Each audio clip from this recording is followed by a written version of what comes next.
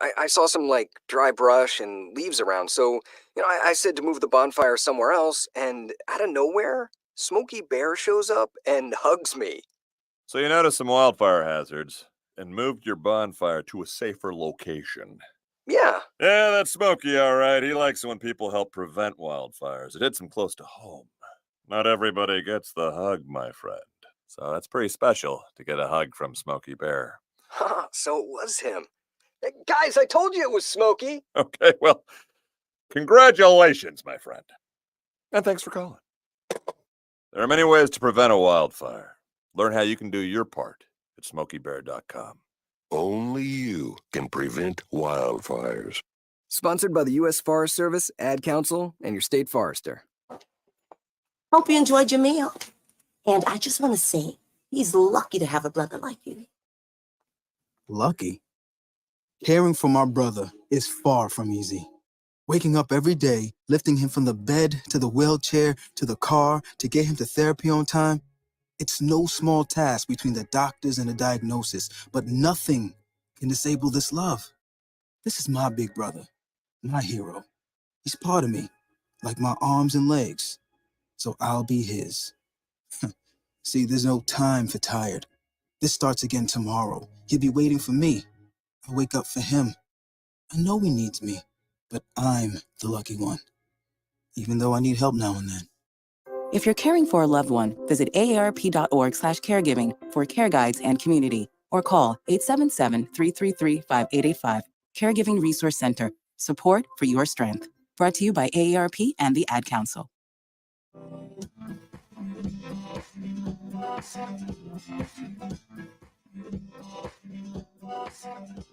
People been saying to your friend, get a different face, and posting on their feed, they're super ugly. The things they say to them online are cruel and they're not true. So tell your friend, I'll stand up for you. Don't worry, I know what to do. Tell the world I see with an emoji. And stop the bullies. Know someone who's being bullied online? Send the witness emoji. It looks like an eye in a speech bubble, and it's in the symbol section near the clocks in your phone. You'll let the world know it isn't cool, and you'll let your friend know you care. Learn more about the witness emoji at eyewitnessbullying.org. Brought to you by the Ad Council. It may be hard to believe, but people just like you are already saving money. Feedthepig.org makes it easy. Their simple savings plan teaches you how to start saving without going overboard. So you don't need to mooch off your friends. You gonna finish that grape? You mean the one in my mouth? You don't need to stop buying the necessities. What you're smelling is a natural musk. Ew. You don't need to be a medical test subject. How do you feel? Mostly okay. Sometimes, though. You don't need to get a second job as a stuntman.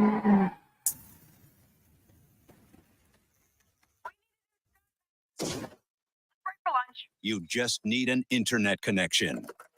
Don't get left behind. Start your personal savings plan with the tips and tools on feedthepig.org. That way, you don't need to sell your soul to the devil. $15 is the best I can do. All right, deal. Brought to you by the American Institute of CPAs and the Ad Council. When is the best time to talk to your family about staying in touch during a disaster? When floodwaters reach your door? When wildfires are engulfing the edge of your neighborhood? Or an earthquake is destroying buildings? When a tornado is tearing through town? Or a hurricane strikes? Or is the best time perhaps today? During a disaster, you may not be able to stay in touch with your family or friends as easily as you think. And it's not always as simple as using your cell phone. That's why now is the time to take action. Go to ready.gov/communicate and make your emergency plan today. Don't wait. Communicate. Brought to you by FEMA and the Ad Council. Of course my kid's in the right car seat. Well, I think he is. Yeah, my kid's in a booster seat. He was ready to move up. He is ready, right? Her car seat looks like the right size. There are probably rules on when to move up to a booster seat, aren't there? Rear facing, forward facing. I think I have it right. Car crashes are a leading killer of children 1 to 13. Are your children in the right car seat for their age and size? Don't think you know. Know you know. Go to safercar.gov/the right seat. I know my child's in the right car seat, or else I wouldn't get in the driver's seat. Brought to you by the National Highway Traffic Safety Administration and the Ad Council. You don't usually get a stock tip from a 16-year-old, but I'm here to tell you about a different kind of stock. It's called Better Futures, a stock for social change that's not about making money. Instead, you invest to help students like me go to college. This is beyond a simple donation. It's the opportunity for America to invest in its kids and take an active stake in the future of the country. The return on your investment isn't money. What you get back is knowing you protected our potential. So one day, that potential can grow up to become surgeons and architects, executives and engineers, people who can change the future just by being a part of it. My name is Alicia, and I'm your dividend. Invest in better futures with UNCF. Visit uncf.org/invest. A mind is a terrible thing to waste, but a wonderful thing to invest in. A public service announcement brought to you by UNCF and the Ad Council. It's the Worldwide Sports Radio Network.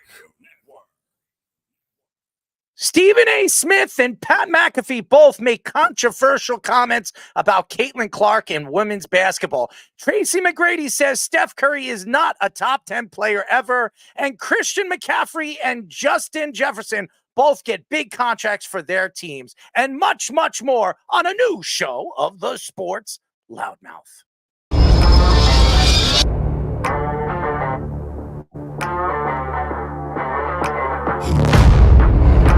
Doc Rivers is going to have Damian Lillard run very fast out of town.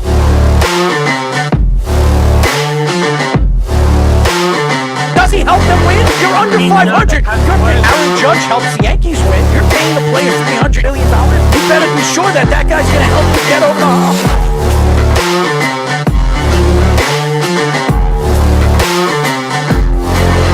For some reason, this guy is completely lost on calling plays. Maybe he's a therapist.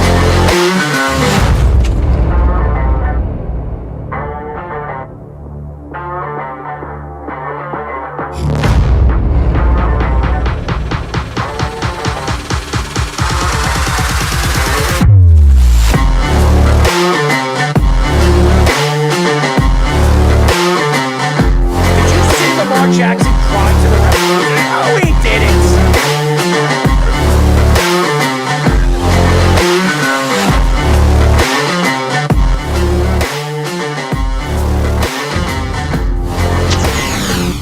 We are back for a new show of the Sports Loudmouth. I'm your host, Daryl Marks, my co-host, Speedy Petey. Remember, you can call us at 631-672-3108 is the number to call. Go to our website at www.worldwidesportsradio.com. Check out all our shows throughout the week, including the Loudmouth with me and Speedy Petey every single Tuesdays and Thursdays at 7 p.m. All you have to do to tune in and check out our local listings is go to our website at www.worldwidesportsradio.com. Speedy, what's up, man? Scary thought today. My grandmother unfortunately had to be rushed to the hospital today. She collapsed. She had some chest pain, some kidney, and had to be rushed on a stretcher out of the hospital this morning. So it was 5 people had to come into their house and take her away. So hopefully she's Is she okay? well. Did you reach out to her? I have not heard from my uncle since then. My uncle's with her now.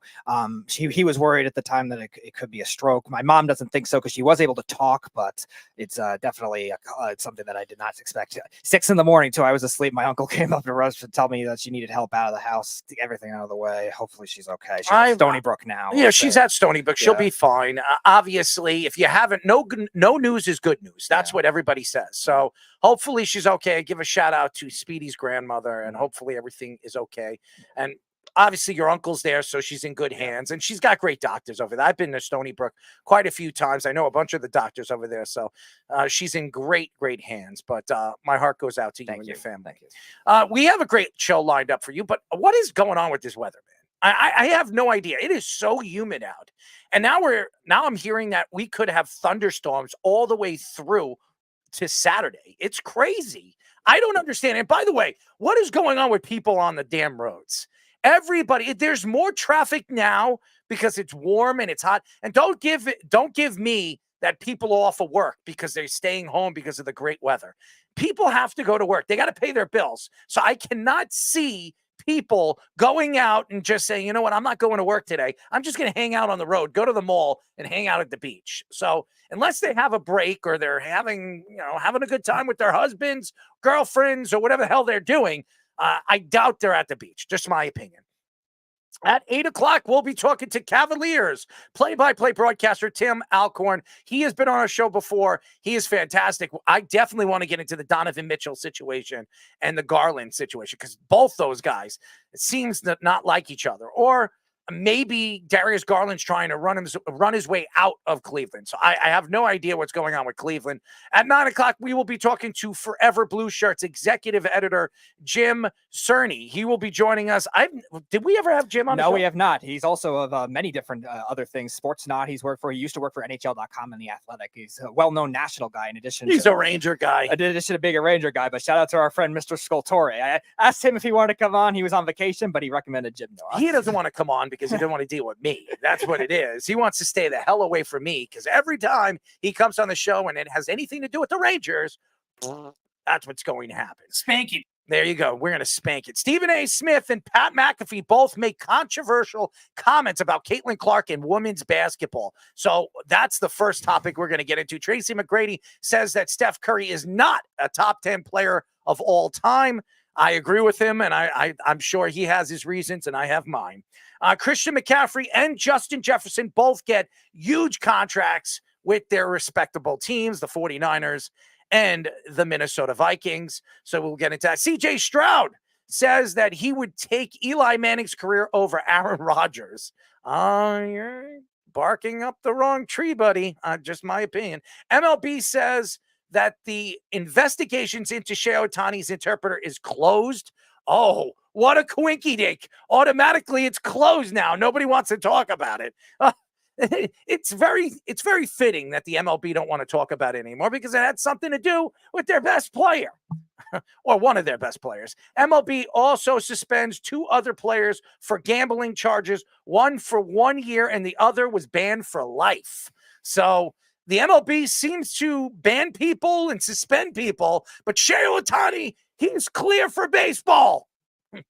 What a story.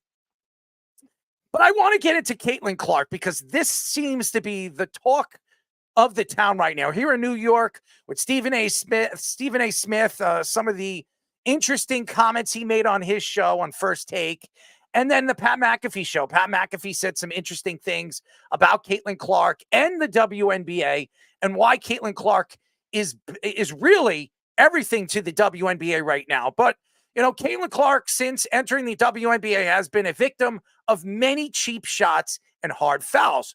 The most recent came from Chicago Sky's guard, Chennedy Carter, a teammate of Angel Reese, who had rivalries with Clark in college when Caitlin was in Iowa and Angel was in LSU.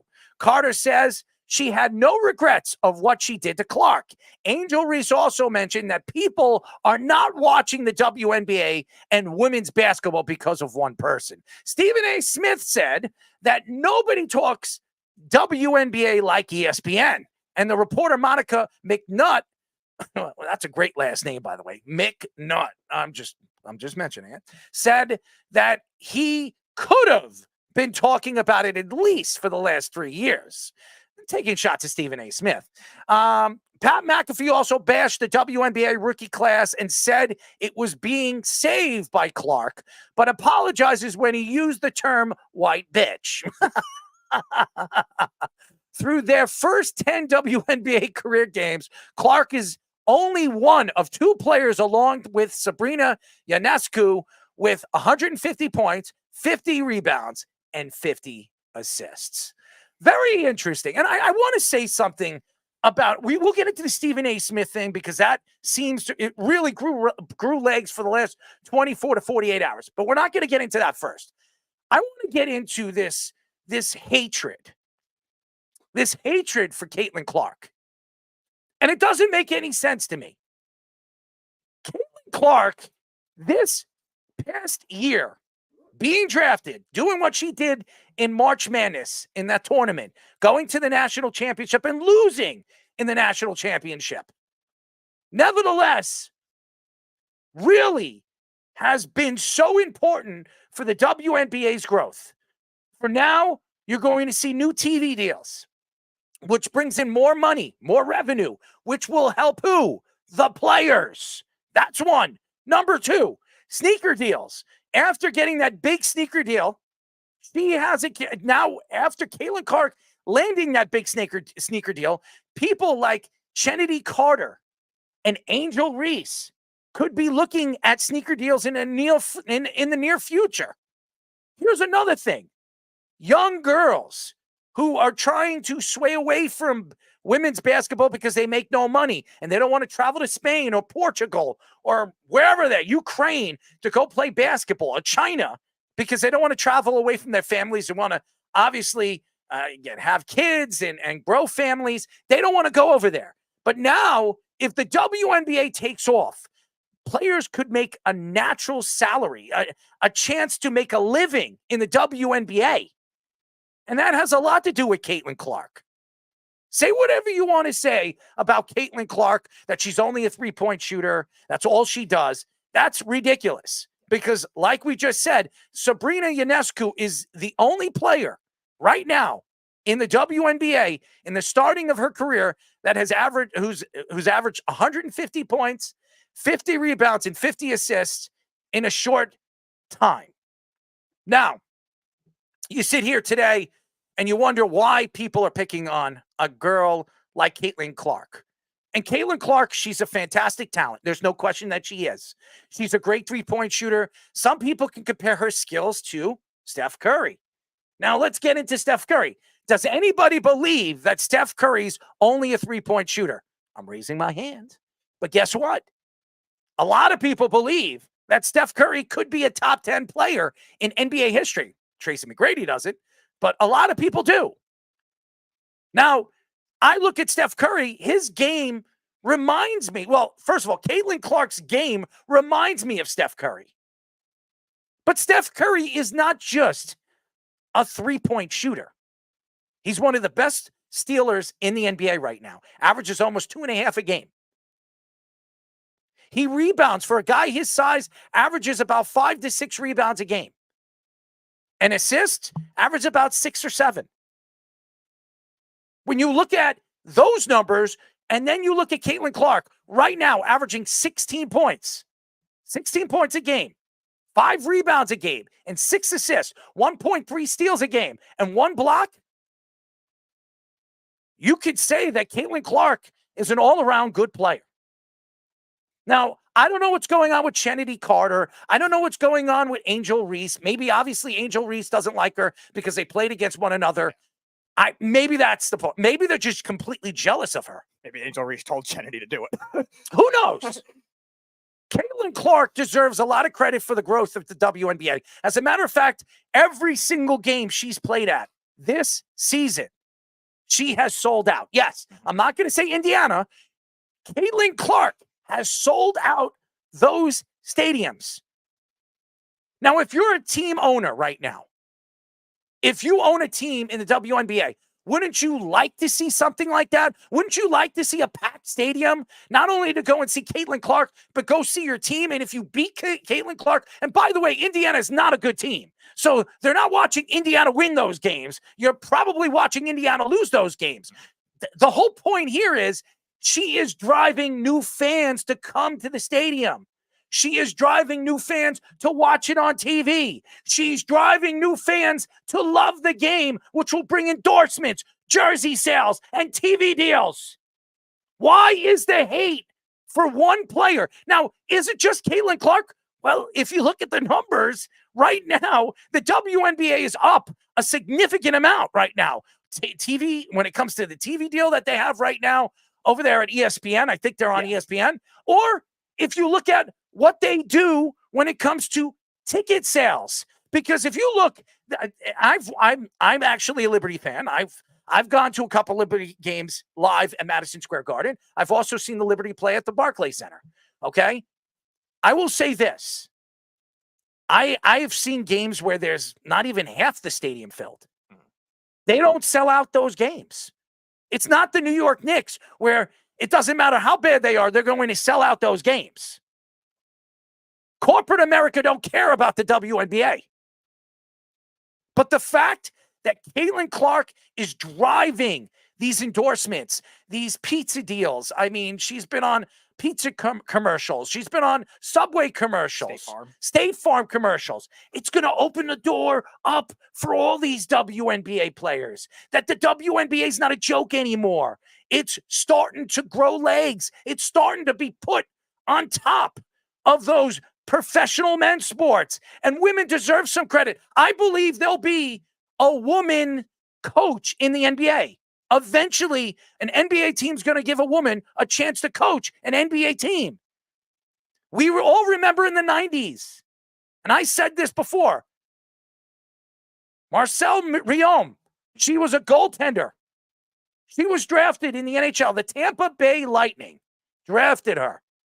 She was the first professional woman hockey player playing in the NHL. She didn't last that long. And I don't know if the NHL will ever give another girl a chance. I think they will eventually. Yeah, maybe not anytime soon, but maybe in 10 years. They're athletic and they're talented. If you watch them at the All-Star game 2 years ago in the skills competition, they were out skating some of the men, okay? And if a woman could do that, how are you going to catch them? So I think it could happen. It opens up the floodgates. Now, I don't think you're going to see a professional women's football player. No. Not because they're just massively big men. And I don't think they can handle the size of these men. But is it crazy to think that there could eventually be a woman playing in the NBA? Is it crazy to think that you would see a woman play in the NHL again? No. How about baseball? Sure. How about a woman's baseball player, a pitcher? You think that could happen? I do. These softball women, they could throw softballs going like what? I don't know what the number is. I think it's like it's in the 60s. 60, like 69 mile per hour. And these balls are pretty big. Imagine them throwing a baseball overhand, not underhand. Now, I don't know what's going to happen in the future, but this is great for women's sports. It is. Now, let's get to the Stephen A. Smith situation. Yeah. Stephen A. Smith, over the last couple of years, has not really driven women's basketball. Okay? Those are the facts. Stephen A. Smith is an NBA guy. He's written for the 76ers years and years ago. That's how he built his name. Eventually, he got a chance to work on ESPN, First Take with Skip Bayless, and he had his own radio show. He's grown from years ago. And one of the main reasons is because he's a basketball guy. His knowledge in basketball is impeccable. The guy knows basketball. But on the Stephen A. Smith First Take show, and I say Stephen A. Smith because it is his show, he said nobody talks WNBA like ESPN. And Monica McNutt, which ESPN actually offset, said some interesting things. Actually, it was on YouTube. There was a clip on YouTube that they got rid of. ESPN did not want anybody to see that because it was embarrassing in a lot of people's eyes on the First Take show because she called out Stephen A. Smith. And she said this could have been talked about for the last 3 years, but it hasn't been. And if you look at Stephen A. Smith's face right here, when she said that, and you look at her face, and then you look at Shannon Sharp, I mean, honestly, right, it's Shannon Sharp, I'm sorry. To me, you can understand why Stephen A. Smith was not very happy about it. Because Monica called him out on his own show. And Stephen A. Smith said some interesting things today. He said that the game in the WNBA has grown and that he respects all women athletes. He also said that he creates his own content. He is the content creator on his show. He's the one who brings in, obviously, guests like Monica McNutt. He's the one that brought in Shannon Sharp. He's the one that's brought in Chris Russo. It's his content. He drives the content. So he said, I don't know why I'm getting attacked by everybody on social media because I do care about the WNBA. Do I think the WNBA is growing? Do I think Caitlin Clark has a lot to do with it? Absolutely. And I know he's getting attacked all over social media. Mm-hmm. He is. But this is who Stephen A. Smith is. He's controversial. That's how he built his name. That's how a lot of these radio show hosts, why a lot of these broadcasters, how they build their name. Mike Francesa, he was known to attack the fans. They would call the show, and if he didn't like what they had to say, he would call them idiots and hang up the phone on them. And people hated him. There are so many people that couldn't stand Mike Francesa on Mike and the Mad Dog, and why everybody loves Chris Russo, because Chris Russo was just a loud, rambunctious, crazy old man. But you see, you have to create controversial takes. That's sports radio. That is the media. That's what drives people to listen. I don't blame Stephen A. Smith on his attack back. Well, he didn't even attack back. He's just protecting himself and his brand. He wasn't wrong for that. And I am one of those guys that are not a big fan of Stephen A. Smith. Everybody that knows me on this show knows that I am not going to stick up for Stephen A. Smith. As a matter of fact, a lot of his takes, I have my own thoughts to it. And I disagree on a lot of things that Stephen A. Smith says. But this, he's not wrong. He's not wrong. Now, does he talk about the WNBA all the time? Does he speak about it? No, he doesn't. And now the WNBA is becoming something to talk about. Why? Because of Caitlin Clark. And these women are hating on her. And giving cheap shots, too, is definitely not the right way to do it. And Chennedy Carter is actually somebody that's had a past reputation of that. I'm not saying she's like a Draymond Green level, but she was cut from her first team, I think in Atlanta, for issues with the locker room. She was cut from the LA Sparks the year after that and had some kind of technical fouls issues with that year. So she's had that kind of reputation in the past. And Caitlin Clark's, this is not the first time that's happened, too. It's also not the first time that she's been slandered wrongfully, too. Like you're talking about Pat McAfee saying what he said. There was also two reporters that were being creepy on her a couple months ago when she first got drafted by the Indiana Fever. And Stephen A. Smith, I mean, yeah, he's not wrong in the fact that Caitlin Clark is going to elevate the product, to say. Now, would he have said it like that? Maybe a little too much to say, all right, nobody talked about it before, that kind of thing, too. Maybe that was a little insulting. And Monica McNutt, I think, has every right to say what she said as a former player. And she's a very good basketball analyst, too. She actually does the Knicks post games. She does a lot of the men's college. Do you agree with her? Yeah, I do, because it's too extreme. And I think you bring up Shannon Sharp, too. Shannon Sharp, the reason he had to leave Skip Bayless was because everything he said with DeMar Hamlin, too. Like, he was taking it a little too far where it sort of became inhumane. Now, he's not wrong where Caitlin Clark's, the proper popularity of her is going to develop the game. And neither is Pat McAfee. Pat McAfee's not wrong about saying that players. Now, he shouldn't have said white, whatever he said, and then taking shots at everybody else in the rookie class that have done very well, too. But Caitlin Clark is the popular one that's going to elevate it. But nevertheless, I think there are better ways they could have said it that sound less inhumane. I disagree, because Stephen A. Smith is going to go out there. He's going to speak his piece. And again, does he talk about the WNBA all the time? No, he doesn't do that. But when he does speak about the WNBA, he gives them a platform. He gives these women platforms. Why is Monica McNutt on his show, First Take? Why is she on that show? Because of him. He's the one who reached out to Monica. He's the one who told Monica, I want to get you on the show. And this isn't the first time Monica's been on that show. She's been on the show every single week. She's on that show. She's been consistently a women's basketball analyst. But that's what I'm saying. So to say that Stephen A. Smith is not giving women's basketball a platform, that's a lie. That's a lie. Now, should have he been doing this for years? Yeah, listen, 2-3 years ago, the WNBA really wasn't a big story. It really wasn't.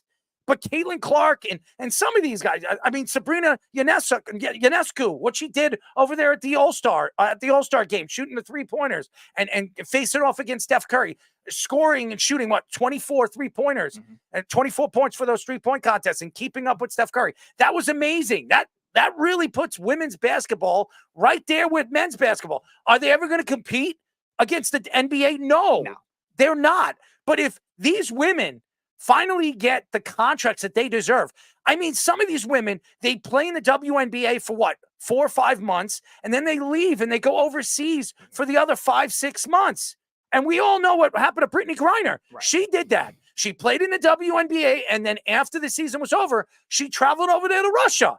And what did she do? She was smoking weed. She got caught, and she got thrown into jail. Right. So if the WNBA was making money and the WNBA was paying their own players, don't you think they wouldn't go overseas? Don't you think that girls like, I don't know, Chennedy Carter, after the season, doesn't go overseas and play in Portugal or Maine, or not Maine, Portugal or Spain or one of those countries? So I think that this is good for women's basketball. It is great for women's basketball.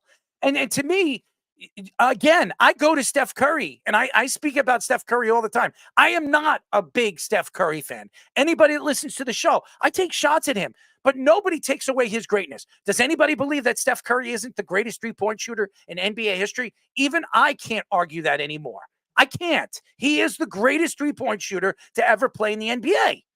The problem here is that nobody is attacking Steph Curry on what he is strong at. Nobody's doing that. Because he's Steph Curry. Right. Because he's made a name for himself. He's won championships. He's the face of the Golden State Warriors. He's one of the top 3 faces right now for the NBA. Why can't Caitlin Clark do that for the WNBA? Why? Do you think players in the NBA are hating on Steph Curry because all he does is chuck up three-pointers, half-court three-pointers? No. Because he's helping the game. He's helping the TV deals. He's helping them get big-time contracts. And that's where I think that the WNBA is going to be able to grow more with a lot of these other players, too, coming in bigger cities as well. Now, again, Angel Reese is saying what she said. Like, in theory, she shouldn't be wrong because there's other really talented players. But at the same time, you're also creating the image of being a villain, which you should be able to do that yourself, not have somebody else do cheap shots on Caitlin Clark in order to do that. Like, you want to spawn the rivalry you two had in college, fine. You want to be able to make that kind of thing work for a Midwestern rivalry, Chicago versus Indiana, do that kind of thing and grow your own personality your own way. So maybe Caitlin Clark isn't the only one talked about. I'm not saying she should be the only one talked about because there are other great players. That's where I think Pat McAfee's wrong, but she's the popular one. Like, let her be her. Let her play the game the way she should and let the game grow revenue-wise the way that she should. You said it, the WNBA is very poorly run where there's not enough teams. There's not enough stars. Yes, Toronto got an expansion team finally, and I think Philadelphia, they're working on something where Philadelphia might in the future as well. But there's not a lot of big cities that have it too, besides New York, Chicago, LA. Do you remember the 90s in the NBA? There were not many foreign players in the NBA. Right. I mean, it was Tony Kukoc. I mean, Detlef Schrempf. Yeah, there were not many great foreign NBA players because it didn't grow foreignly until Michael Jordan really broke out and became a superstar. And when the Dream Team went overseas and won the gold medal and became one of the greatest teams anybody's ever seen with Larry Bird and Magic Johnson and that team, the Dream Team and Michael Jordan changed everything. And why? It opened up the floodgates for countries like Lithuania, China, Spain, Norway, Germany. All these guys, Dirk Nowitzki's from Germany. Pau Gasol, Marc Gasol, Spain. These guys come, and now you're looking at guys like Luka Doncic and the Joker and Giannis, Greece. These guys are foreign players. They've taken over the NBA. Michael Jordan opened those floodgates, Air Jordan opened those floodgates. Why can't Caitlin Clark open those floodgates for women? Some of these foreign young ladies overseas that are rather playing volleyball or softball or, I don't know, table tennis or whatever the hell they play over there. Soccer. I think even some of the international volleyball teams are making more than some of the WNBA players. That's what I'm saying. Now they're going to look at playing in the WNBA, playing professional women's basketball. Why? Because of Caitlin Clark. Why are these girls hating on her? It's helping the league. It's going to help them make money. I don't understand it. And you know what? It is a great story because it doesn't matter if Stephen A. Smith argues it or even Pat McAfee. To me, women's basketball, women's sports are growing. Yeah. Women players are growing into the sports. They're becoming stars. If you watch when Summer Olympics are right around the corner in Paris, okay? Everybody can't wait for that. Why? Because of gymnastics. Do you think anybody gives a crap about men's gymnastics? No, they care about the women's gymnastics. And yes, there are swimming too. Everybody thinks of Michael Phelps. Well, this year, what do people can't wait for? Some of those great women's swimmers. Yes, there are. The women's sports are growing. And even look, women's soccer, which is bigger? Men's United States soccer or women's United States soccer? Yep. We all know the situation. Women's sports are growing. It's taking off. And to have somebody like this to be the face, Caitlin Clark to be the face of women's basketball and open up opportunities for these girls to get endorsed by many different companies like Reebok and Converse and Nike. This is great. This is great. The TV deals. Look at the NBA. Look at the TV deals the NBA is bringing in.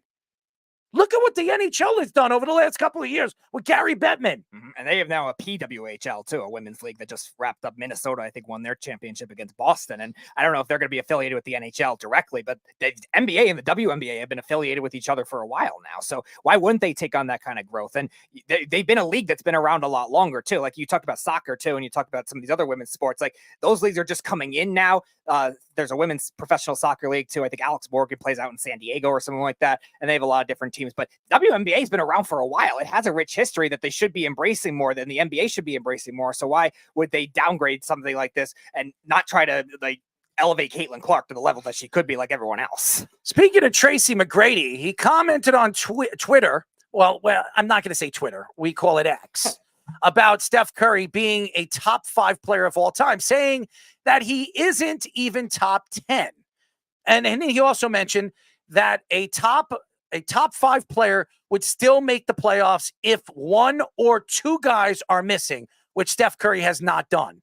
He also mentioned that LeBron shouldn't be considered a top 5 until he gets a 5th ring. He also called Curry somebody that isn't a team-oriented player. I agree with him, by the way. Curry has made 10 All-Star games, is a 10-time All-NBA player, a 2-time scoring champion, a 2-time MVP, a 4-time champion, and is the NBA's all-time leading three-point shooter. Curry has an average of 24.8 points per game, 6.4 assists per game, and 4.7 rebounds throughout his 15-year NBA career. I'm going to say this because I have to give Steph Curry a lot of credit, because when he came into the league, and I remember him coming from Davidson, everybody thought he was a one-trick pony. He was a three-point shooter. I watched him, and I was a big Steph Curry, fan when he came out of Davidson. I really liked him. And when he signed and he was drafted by Golden State, 1 pick from the New York Knicks. I think he was drafted, 7th, and the Knicks were drafting 8. And the Minnesota Timberwolves had 2 picks before the Warriors that didn't pick him. That's right. But when Curry went to the Golden State Warriors, I thought it was going to be a good fit. I think he was going to be the face of that organization, and he had problems with his ankles early in his career, and he didn't really take off until his 5th year of his career. But when he took off for the NBA. But he, when he came into the NBA, he was a one-trick pony. And that's what I would say. But he changed his game. He opened up his game. When he came into the NBA, remember, when he was playing for Davidson, he was a shooting guard. He wasn't even a point guard. He was a 2 guard. If he was going to make it in the NBA, he had to transition and become the point guard. And a lot of people didn't think he was going to build the skill. A lot of people didn't think he had the skills to be a full-time point guard in the NBA. Well, he changed everybody's thoughts because he became a better ball handler. He really started a new regiment. And if you haven't checked out his regiment, you can check it out on YouTube, his ball handling regiment before games and practices. He changed his game. He became a better rebounder for a guy his size. Remember, when he decided to go and play college ball, nobody wanted him in Division I. Why? Because he was too small and too skinny. Davidson was the only school that gave him a shot. If you remember, his brother played for Duke. And why did he play for Duke? Because of what Steph Curry did for Davidson. Now, his brother is nothing like Steph. He's nothing like Steph. But he's a good all-around player. And Steph opened up the gates for his brother to make it to the NBA and have a long NBA career. He has opened up the floodgates for some of these youngsters that now believe that they don't have to be 6'4" or 6'7" and be big to make it to the NBA. All you need to know how to do is shoot. And now you have all these different kids that are small and they're never going to get over 5'10" or 5'11", or they're 5'9", but they're good shooters and they're learning. They're shooting 300, 400 shots a game. Steph Curry opened up the opportunity for these kids to develop a basketball skill like that. When you look at Tracy McGrady was a great player. Played for Toronto, was drafted by Isaiah Thomas, played with Vince Carter, was also cousins with Vince Carter. He changed the game when he left and he went to play for Houston. I don't know if anybody remembers that, but when he became the guy in Houston, he changed the league. He won a scoring title. He was one of the best two guards in the NBA. And he changed the game. He did. He opened up opportunities for guys like Steph Curry to develop a skill like that and have a skill like that. And everybody keeps thinking that Steph Curry ruined the game of basketball. I'm one of those guys that it became a three-point game. Now, if you can out-duel somebody at the three-point line, if you're scoring more threes, there's a good chance you're going to win those games. But when Tracy McGrady came out and said that Steph Curry isn't a top 5 player, he's not even a top 10 player, I would agree with him. Not because of the rings, as he said that he doesn't believe LeBron James is a top 5 player, which I think he's wrong. He's not wrong about Steph Curry. He's not. Now, that doesn't mean Steph Curry isn't one of the greatest players of this time, of this era. He is. He's changed the game. He's opened up opportunities for kids to want to come and play in the NBA, even though they're not big, strong, big men. Because the league is not it's not a big man league anymore. You need to know how to shoot. Why do you need to know how to shoot? For guys like Tracy McGrady and Kobe Bryant. Those type of players. And then and obviously Ray Allen and Reggie Miller and now Steph Curry. That doesn't make Steph Curry a top 10 player. I always believe that in the NBA, if you're going to be a top 10 player, you got to change the game somehow. Now, that doesn't mean that Steph Curry didn't change the game, bringing in the 3-point, but has he made the game better? Is the game better now that the 3-point shot is so important to the game and dominating a game? If you look at Dallas, why did Dallas beat the Timberwolves? They shot more threes. They hit more threes. The Timberwolves couldn't hit a lick in that series. Basically, if Anthony Edwards was off, the whole team was off. Kyrie Irving was hitting threes. Luka Doncic was hitting threes all over. Even some of their secondary players were shooting threes. That's why Dallas is in the finals right now. Yeah, and they played great basketball too. I'm not going to lie. But they out-dueled the Timberwolves. Why did the Timberwolves beat Denver? They outshot Denver at the 3-point line. Denver missed like 15 straight threes in Game 7 or something like that. The game has changed. But again, when I look at the top 10 players, Michael Jordan, Will Chamberlain, Bill Russell, I mean, I could go Shaquille O'Neal, Hakeem Olajuwon. I could go on and on and on. Larry Bird, Magic Johnson. These guys changed their positions.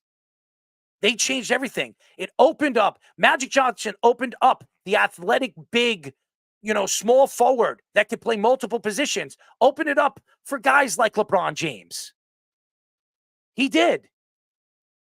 A guy that could play the point guard position, but it also could play multiple positions. He opened that up. He changed the game. Larry Bird, a 6'8", 6'9", 3-point shooter from Indiana, opened up the game, changed the game.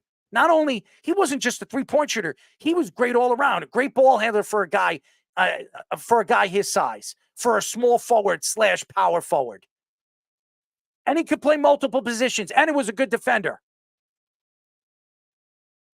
You could go on and on and on. Tim Duncan. Yep. Tim Duncan was the master of boring basketball. Great defender, great rebounder, the master of the bank shot. Nobody cared about it, but you know what they did care about? When he was on the court and when he was healthy, they were winning championships. He made everybody around them better.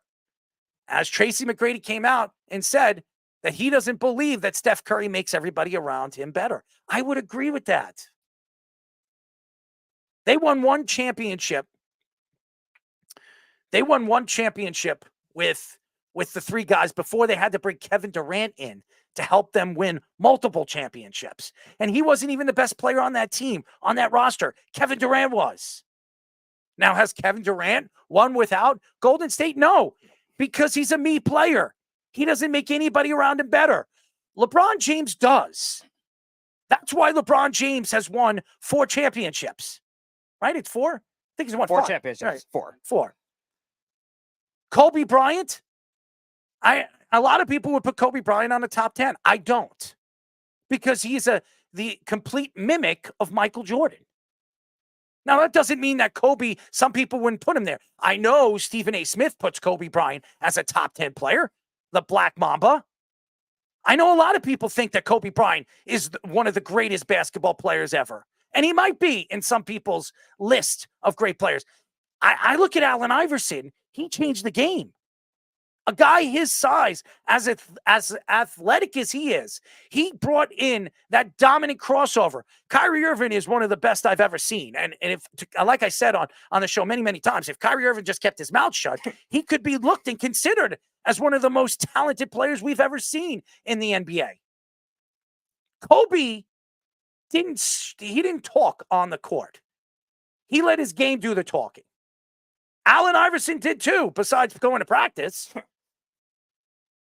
The thing is, you have to change the game, and you got to make the game better. And I don't know if Steph Curry has.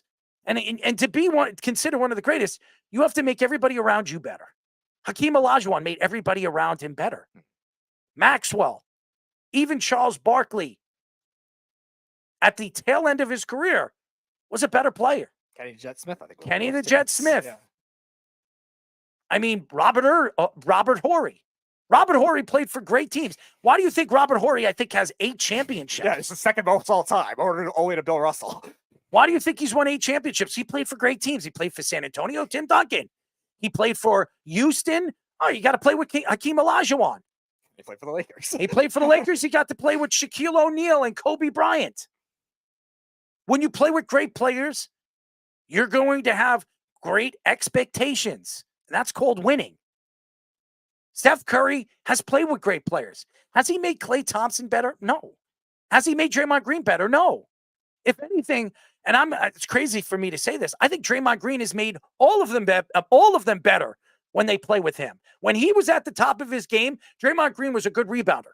He wasn't a great scorer. He was an average scorer. I mean, he averaged his best year was 14, 15 points, but he did everything good. Steal, defend multiple positions. That's what you do as a championship team. Look at Nikola Jokic. He's a great scorer, but he's a great defender. He's a great passer. He's a great rebounder.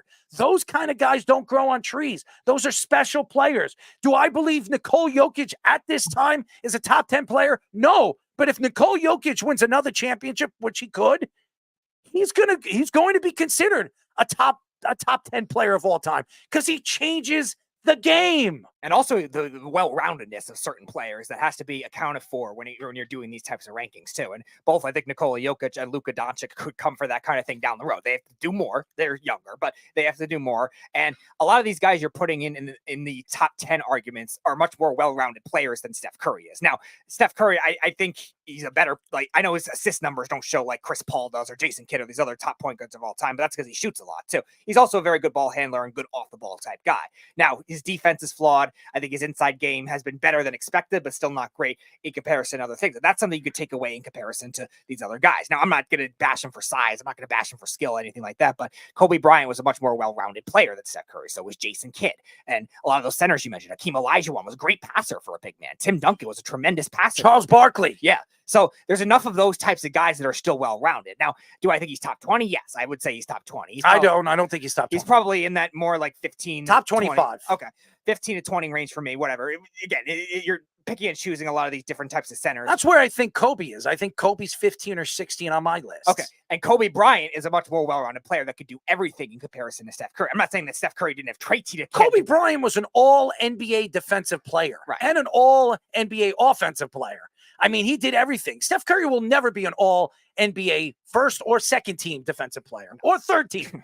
I mean, he's not that type of player. That doesn't mean that Steph Curry hasn't been a big part of the game's growth and why players and young kids want to be like him and want to play in the NBA like him. I bet you his jersey is the most sold jersey right now, still to this day in the NBA. Sure. I think it is, but that doesn't change anything. His stardom is not going to change what his talent is. Okay. But when Tracy McGrady came out like that and said that, he's not lying. I would agree with him. Tracy McGrady might be a top 30 player. I don't think Tracy McGrady's a top 25 player. No, I don't either. So I think Steph Curry's a better player than Tracy McGrady. So Tracy McGrady attacking Steph Curry, I mean, he needs to look himself in the mirror. If he thinks he's better than what Steph Curry is, how many championships does Tracy McGrady have? I don't even think he had one. He doesn't have one. So I understand. And again, Tracy McGrady is a Hall of Famer. He is going to be in the Hall of Fame. One way or another, he will be in the Hall of Fame. But for Tracy McGrady to attack somebody who's better than he is, that's interesting. That is interesting. But again, I don't disagree with him. I think he's absolutely right. Steph Curry, it takes a lot to be moved up in the top 10. You have to be special. You got to be great. Steph Curry, I know he won 2 MVPs. One of those MVPs he should have never won. I'm just speaking the truth. You would have given it to LeBron that year? That was yes, absolutely. Honestly, Michael Jordan, when Michael Jordan was at the top of his game, he should have won 8 MVPs in a row. 8. He was the best player in the league for like 9, 10, 12 years straight. And I understand the NBA don't want to do that because they want to give everybody a chance. And they gave it to Charles Barkley. There were other guys that won the MVP. Hakeem Olajuwon, I think, won an MVP one year. Right. He gave Karl Malone. In the 90s, the NBA and David Stern did not want to give the MVP just to Michael Jordan, even though he knew Michael Jordan was everything to the NBA. He changed the game. He was everything to the growth of what the NBA has become to this day. But Steph Curry has done a lot for the NBA too. But even with that, he's not the best player in the league. He never was.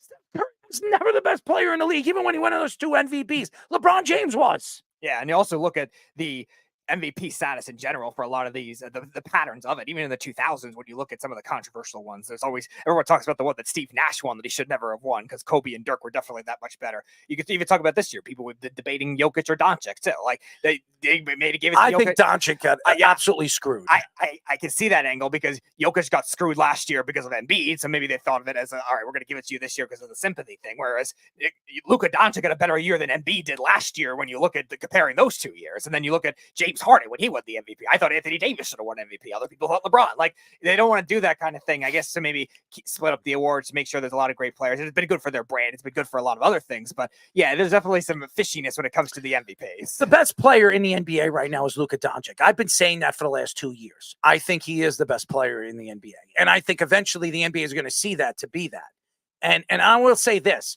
Luka Doncic and guys like Nikola Jokic, they have changed the game. Oh, yeah. And it changes the game. Because when you watch them, they're not athletic guys. There's nothing athletic about them. As a matter of fact, they're big dudes. They're a little overweight. When you look at Luka, is he cut? Is he muscular? Is he like LeBron James? Is he like any of these other guys? No. But what makes him special is his technique, the way he plays the game, the way he sees the court. And he's an unbelievable shooter. He can shoot everywhere. He can shoot a 17, 18-foot jumper. He can get into the paint, and he can shoot threes all over the court. He's special. Those guys are special. They don't grow on trees. And I'm not saying Steph Curry, you're going to find another Steph Curry again. I don't know if you will ever see another Steph Curry again as a three-point shooter as dominant as he has been. But do I believe he is right there with some of the greatest of all time? Absolutely not.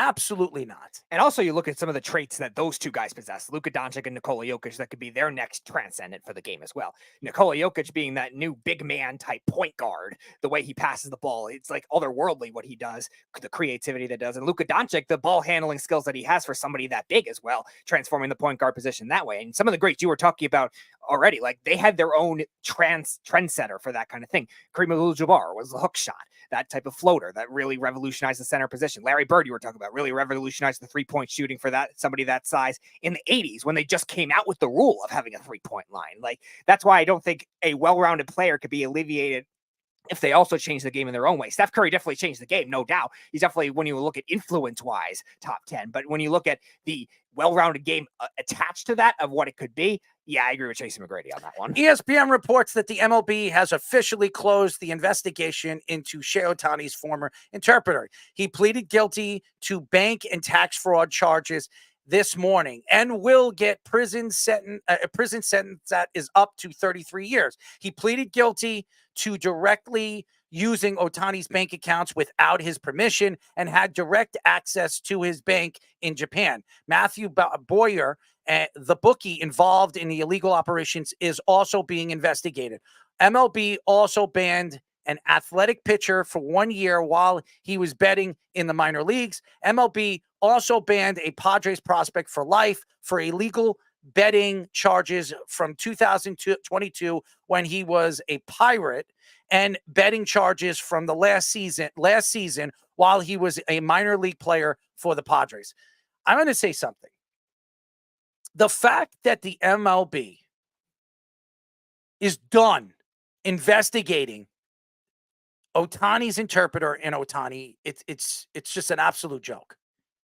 It's a shame because you're watching players go down right now. Players being suspended for a year or even being suspended for life.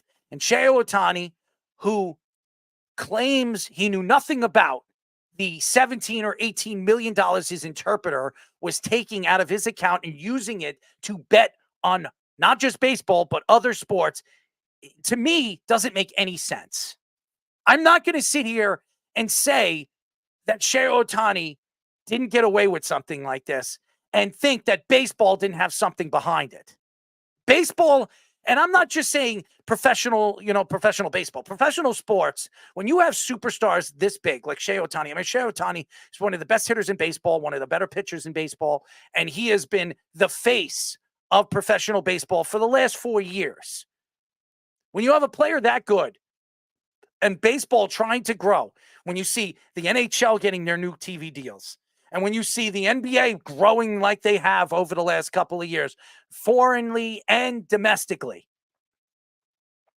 and then you look at, obviously, what the NFL is doing, what they're doing in Germany, having games in Germany, having games, all over the place, England. Now they're going to have it in another country, Brazil this coming year. So they're making it an all-around sport throughout the world, and they're going to only grow. And eventually, the NFL is going to have an NFL team in England. I do believe it. Eventually, it's going to happen. I know nobody wants to agree to it, but it's going to happen. It is going to happen. But the story here is how baseball could just turn their head on this story. It doesn't make any sense. I would not be happy about this if I'm a baseball fan. Why? Because if one player can get away with it, one superstar can get away with it, many superstars can get away with it. Pete Rose was not liked by Major League Baseball. Pete Rose was not a player when he got caught. He was a manager. If he was a player, I bet you baseball brushes it under the rug. They would never kick out there one of the great players, one of the greatest hitters of all time. No way. Because he's putting fannies in his seats. He's making them money. When Pete Rose retired and became a manager, what is he bringing in? Is he bringing in any fans in the seats to watch him manage the Cincinnati Reds? No. Nobody cared about Pete Rose anymore. Nobody cared about Babe Ruth when he wanted to manage the Yankees when his career was done. He never got a chance to manage because the Yankees screwed him. But even if he did, do you think anybody was going to come and watch Babe Ruth manage the Yankees? No. That's the facts. You look at baseball right now, obviously with all the tainted situations that have happened in the 90s with steroids, which they have made steroids bigger than this whole betting situation with Shohei Ohtani, which is it's just remarkable because obviously when you look at betting, it opens up money for the government. Why do you think the government is allowing betting, sports betting now throughout the country? It's going to happen in all the states. Probably in the next 2 or 3 years, it will be legal in every single state in the country. Why? Because now politicians and the government has found a way to tax it. So they're bringing in millions and billions of dollars to take and do whatever they want with it. And that's what the government does. They just want to take. And professional teams, all they want to do is take. The MLB, you don't think the MLB is sitting here today probably brushing the sweat off their foreheads? Thank God that we got away with this. How much did they have to pay the FBI to get away with this? Yeah, that's the other thing that I question with the impulsivity of MLB in this case. Now, I'm not going to jump to judgment and say he's definitively guilty, but they jumped to judgment. I will. He's definitively guilty. Definitively guilty. Even so, like they jumped to judgments with this and didn't investigate something a little more thoroughly. When this bookie Boyer was connected with some of the other guys that were caught as well, he was connected with some of the I think it was a Pirates minor leaguer a couple of years ago as well. Like there were connections of this kind of thing, and we were talking about it with the other things that they were being investigated. It wasn't just sports betting too. There was a much bigger ring of stuff going on in Vegas as well, and that kind of thing can't just be brushed under the rug and say, all right, we're going to just close the case automatically when there's government stuff involved, when there's potentially banking guys involved. Here's the problem. When you see somebody like Jeff who says, I know nothing about it, that's why it doesn't make any sense to me. Hey, Jeff, you're going to tell me right now you're a sports bettor, and there's so many offshore accounts that you can hide money and you can do so much things to. How does baseball investigate something where it took them how many years to find out who was doing steroids in the investigation under steroids? How long did it take them to do that? I don't know, a couple of years. All of a sudden, in what? In a 2-month span, it's all done. It's shut, and nobody wants to talk about it anymore. Why do you think baseball is shutting the door on this? Because he's a superstar player. Right. That's why. That's why they're shutting the door on it. Oh, because it doesn't make sense. You know what? Jeff, you're going to stick up for the bettor because you're a betting man. That's what you do. That's what you do for a living. You're going to sit there and bet on sports, and you think it's okay for players to do that. But when it's illegal in professional baseball and it's illegal in professional sports to bet on sports when you're playing a professional sport, well, that's different. And I'm going to tell you this right now. Baseball absolutely paid the FBI. They absolutely paid to brush this under the rug. And then to me, the fact that baseball is closing this now, it should stay open. There's more than just 2 or 3 players that were involved in this ring. And it's more than just sports betting. We were talking about so many other things that this bookie was caught with. Like this, they could close the case all they want. And it's okay to believe Ohtani is innocent and also say baseball is stupid. So like with the way they're handling Well, they are. Yeah. They have Rob Manfred. The way they're handling this is definitely flawed. And that kind of thing, whether he is actually innocent or not, I still believe he is, but whether he is actually innocent or not. You think he's innocent? I do, but I don't think that baseball's handling it right either. Like still investigate more thoroughly. This bookie is going to be investigated. So you're telling me you think that Ohtani knew nothing about this? I'm giving him the benefit of the doubt because I think he would have signed with Toronto otherwise. But regardless, this bookie is being investigated now. Why don't you wait for that investigation before you make any rash impulse decisions? You're going to tell me one of your best friends on the team was caught betting and part of this ring, but Ohtani knew nothing about it. His best friend on the team knew everything about it, was a part of it, was caught with it, all that other stuff. They do all these fancy handshakes over there in a dugout. Right. Him and Ohtani are so very close. You're going to tell me he knew about it, but Ohtani didn't? Yeah, that's a why you joke. can't stop the investigation. Yeah, that's a joke. That's Investigate a bunch of crock, okay? To me, I'm not going to sit here and try to lie to myself or lie to any of the fans listening to the show right now. I don't care who Jeff thinks he is or what he thinks he knows. You cannot tell me right now that Shohei Ohtani knew nothing about that. He absolutely did. You could book that. And I don't even have to be a fly on the wall, or I don't have to be the toilet paper that he wipes his ass with. I know for damn sure, Shohei Ohtani knew something about this. There's no way that 18 or 20 million was missing out of his pockets and he knew nothing about it. How many accountants does he have? You're going to tell me the accountants aren't going to reach out to him and say, you're missing 1.5 million, you're missing $3 million. Get out of here. That is a joke.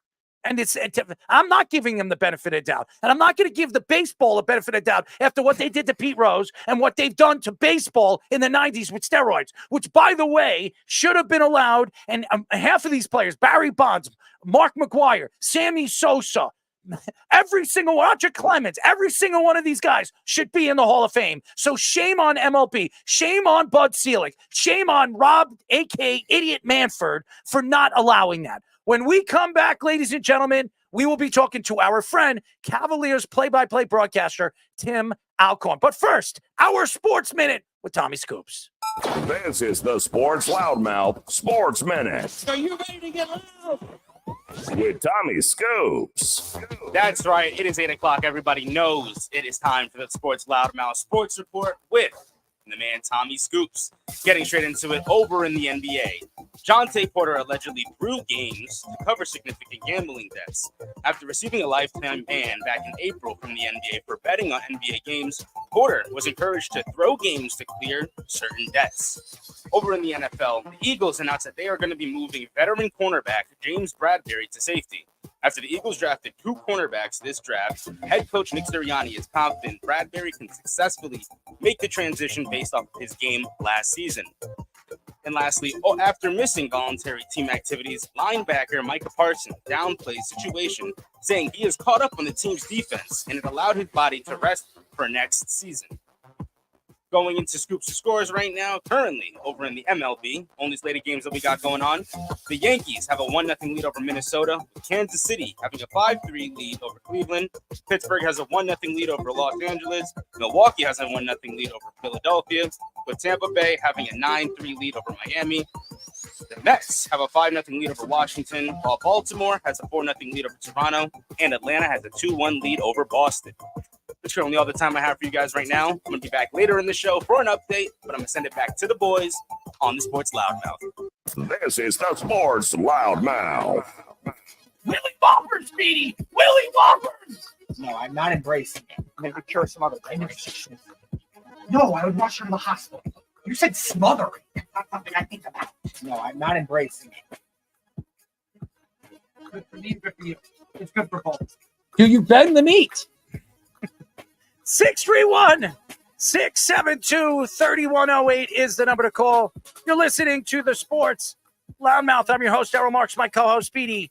Go to our website at www.worldwidesportsradio.com. Check out all our shows throughout the week, including the Loudmouth with me and Speedy Petey every single Tuesdays and Thursdays now. All you have to do to go and listen to all our shows, obviously, Snowman in the Morning, what do they call it? The Wise Guys? I mean, the wise guy. But every single one of our shows, including Game On, all you have to do is go to our website at www.worldwidesportsradio.com. Oh, man, we have a very special guest. We love when he comes on, and now that the season is over for the Cavaliers, we have him on. We're now talking to Cavaliers play-by-play broadcaster Tim Alcorn. Timmy, what's up, buddy? We got him. What's going on with Timmy? Yeah, you're muted, Tim. Tim, you're muted. Go out and back in. He's got to go out and back in. All right, Tim, you got to go out and back in. We got a mic problem from Mr. Tim Alcorn. So, Tim, just come back in, go in and go out, and we'll get you back on. So we're going to have Tim Alcorn. Tim Alcorn has problems with his mic. Just go in and out, Tim. But to finish up, to finish up with the whole Shohei Ohtani situation, Speedy, I look at baseball as a whole right now, and baseball needs to figure out, and they need to understand that if they continue doing these things, they're not going to get the benefit of the doubt from all the other sports they're growing their sport, they're growing their product, and I think the product is still very, very good. I mean, look what the Yankees are doing right now. I mean, look at the kid that they have right, Gill. Look what he's doing on the mound. He's on the mound tonight. It's 3-0 in the 4th inning. He's pitching another shutout. So, Tim, are you good now? No, we don't have him. All right, just call Tim. Tim, we're going to stay in the video. We're going to call you as well. All right, just Tim, we're going to call you. We're going to put you through. I don't know what's going on with your mic. So, Tim, you could put your picture up. So you could see us. And all right, there we go. There you go, Tim. We're going to call you.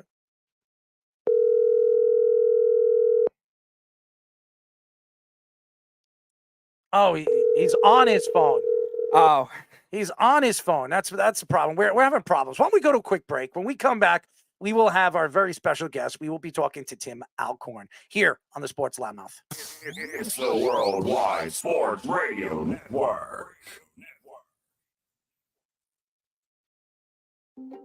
This is Mario Andretti. You know me as a race car driver, but I'm also a Meals on Wheels volunteer. I've raced against the sport's biggest personalities, but I've never met more vibrant, amazing people than the seniors served by Meals on Wheels. As a volunteer, you deliver a hot, nutritious meal and a friendly hello to someone just like your mother, grandfather, or next-door neighbor. These seniors are inspiring people with incredible stories to share, and they love to see you. The smiles you get back are priceless. Delivering with Meals on Wheels is easy, and you don't have to drive like me for it to be quick. You can volunteer your lunch break once a week or just once a month. With 1 in 6 seniors facing hunger and many more living in isolation, your lunch break can make a real difference. So, America, let's do lunch. Volunteer your lunch break at americaletsdolunch.org. This message brought to you by Meals on Wheels America and the Ad Council. You're listening to the Worldwide Sports. This is the Sports Loudmouth. 631-672-3108 is the number to call. You're listening to the Sports Loudmouth. I'm your host, Errol Marks, my co-host, Speedy Petey. All right. Timmy, what's going on, bro? Not too much. How you doing, guys? We're good, man. You can put yourself on speakerphone. I mean, you don't have to put your ear to the thing. Put it on speakerphone, and you can. There you go. There you go. You can hear us. We got you. Yeah, we hear you. It's a little in and out, but we're happy to have you on. As everybody knows, we are talking to Cavaliers play-by-play broadcaster Tim Alcorn. Timmy, how's everything going? How's your off season going now that the Cavaliers are done? What's the take on Donovan Mitchell? Is he getting that contract? Wow, you front there. So first of all, I'm having a great off season. I've been enjoying the downtime and decompressing a little bit, although that won't be for a long time. I'm actually heading out on the road on Thursday. Very honored that the Cleveland Guardians have asked me to do some baseball for them this weekend. So I'll be in Miami for the Guardians and the Miami Marlins, Florida Marlins, and looking forward to that. So that'll get me back behind the play-by-play mic. But yeah, for the Cavaliers, there's a lot going on this offseason. There's no doubt about it. You mentioned Donovan Mitchell. That's certainly question number one. Right behind that, who's going to be the head coach of the Cavaliers? Question number one being perhaps, and then any other roster changes or tweaks that they're going to make. So, yeah, there's a lot happening with this Cavalier team. Yeah, I was going to ask about the coach. Are you surprised with Bickerstaff that he got fired? And if so, like, is it, you think it's a player thing? Do you think it's do they have another coach in mind type thing? Well, to answer your first question, I wasn't shocked. Carter was the 6th longest tenure in the NBA at 4.5 years. So, Tim, move your phone a little bit closer. That's probably why it's going in and out. Well, go ahead, Is that a Teddy. little I'm sorry. better? Yeah, that's Yes. better. Yes. So he was the 6th longest tenured coach in the NBA at 4.5 years. And so with essentially the same group with some tweaks here and there. So as Kobe Altman addressed the media at the end of the season, he said, listen, there is nothing negative, zero negativity about JB Bickerstaff. The sense was that perhaps this group just needed to hear a different voice and perhaps a different set of eyes needed to work with this group. So according to Kobe Altman, and I take the president of the Cavaliers at his word, there certainly isn't going to be any major roster shakeup or roster rebuilding. They think they have a nucleus in place that can advance. They just determined that it was JB Bickerstaff who got them to this level. Now, who will it be to take them to the next level? We are talking to Cavaliers play-by-play broadcaster, our friend Tim Alcorn. Very busy man, as always busy. Darius Garland said some interesting things at the end of the season. One of the things that he said that if Donovan Mitchell gets a long-term deal, he wants to be traded. What are your thoughts to that? Do they have a good relationship, or does Darius Garland want out? He has no feelings that are good when it comes to Donovan Mitchell. Well, let me address the first part of that first.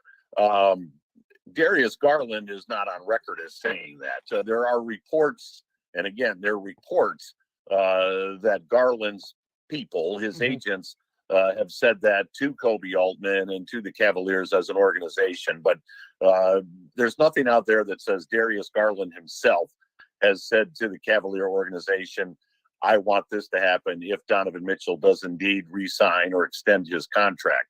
Now, I have been around Donovan and DG for 2 years now. They get along fabulously off the floor. There is no rift. There's no tension. They hang out at the hotel together. They sit on the bus together. I've never seen anything that would indicate these guys don't get along. As far as on the court is concerned, the metrics say they play well together. You dig into the analytics, they're about a +6, 6.5, I believe, in the time together out on the floor. So I don't see any personal rift. I never have. I've never sensed that with the two guys, body language or even just verbally. They're always laughing and joking around. So, and believe me, we've all been around locker rooms. We've all been around teams. If there's tension between guys, you can feel it. You can sense it. I've never had that feeling.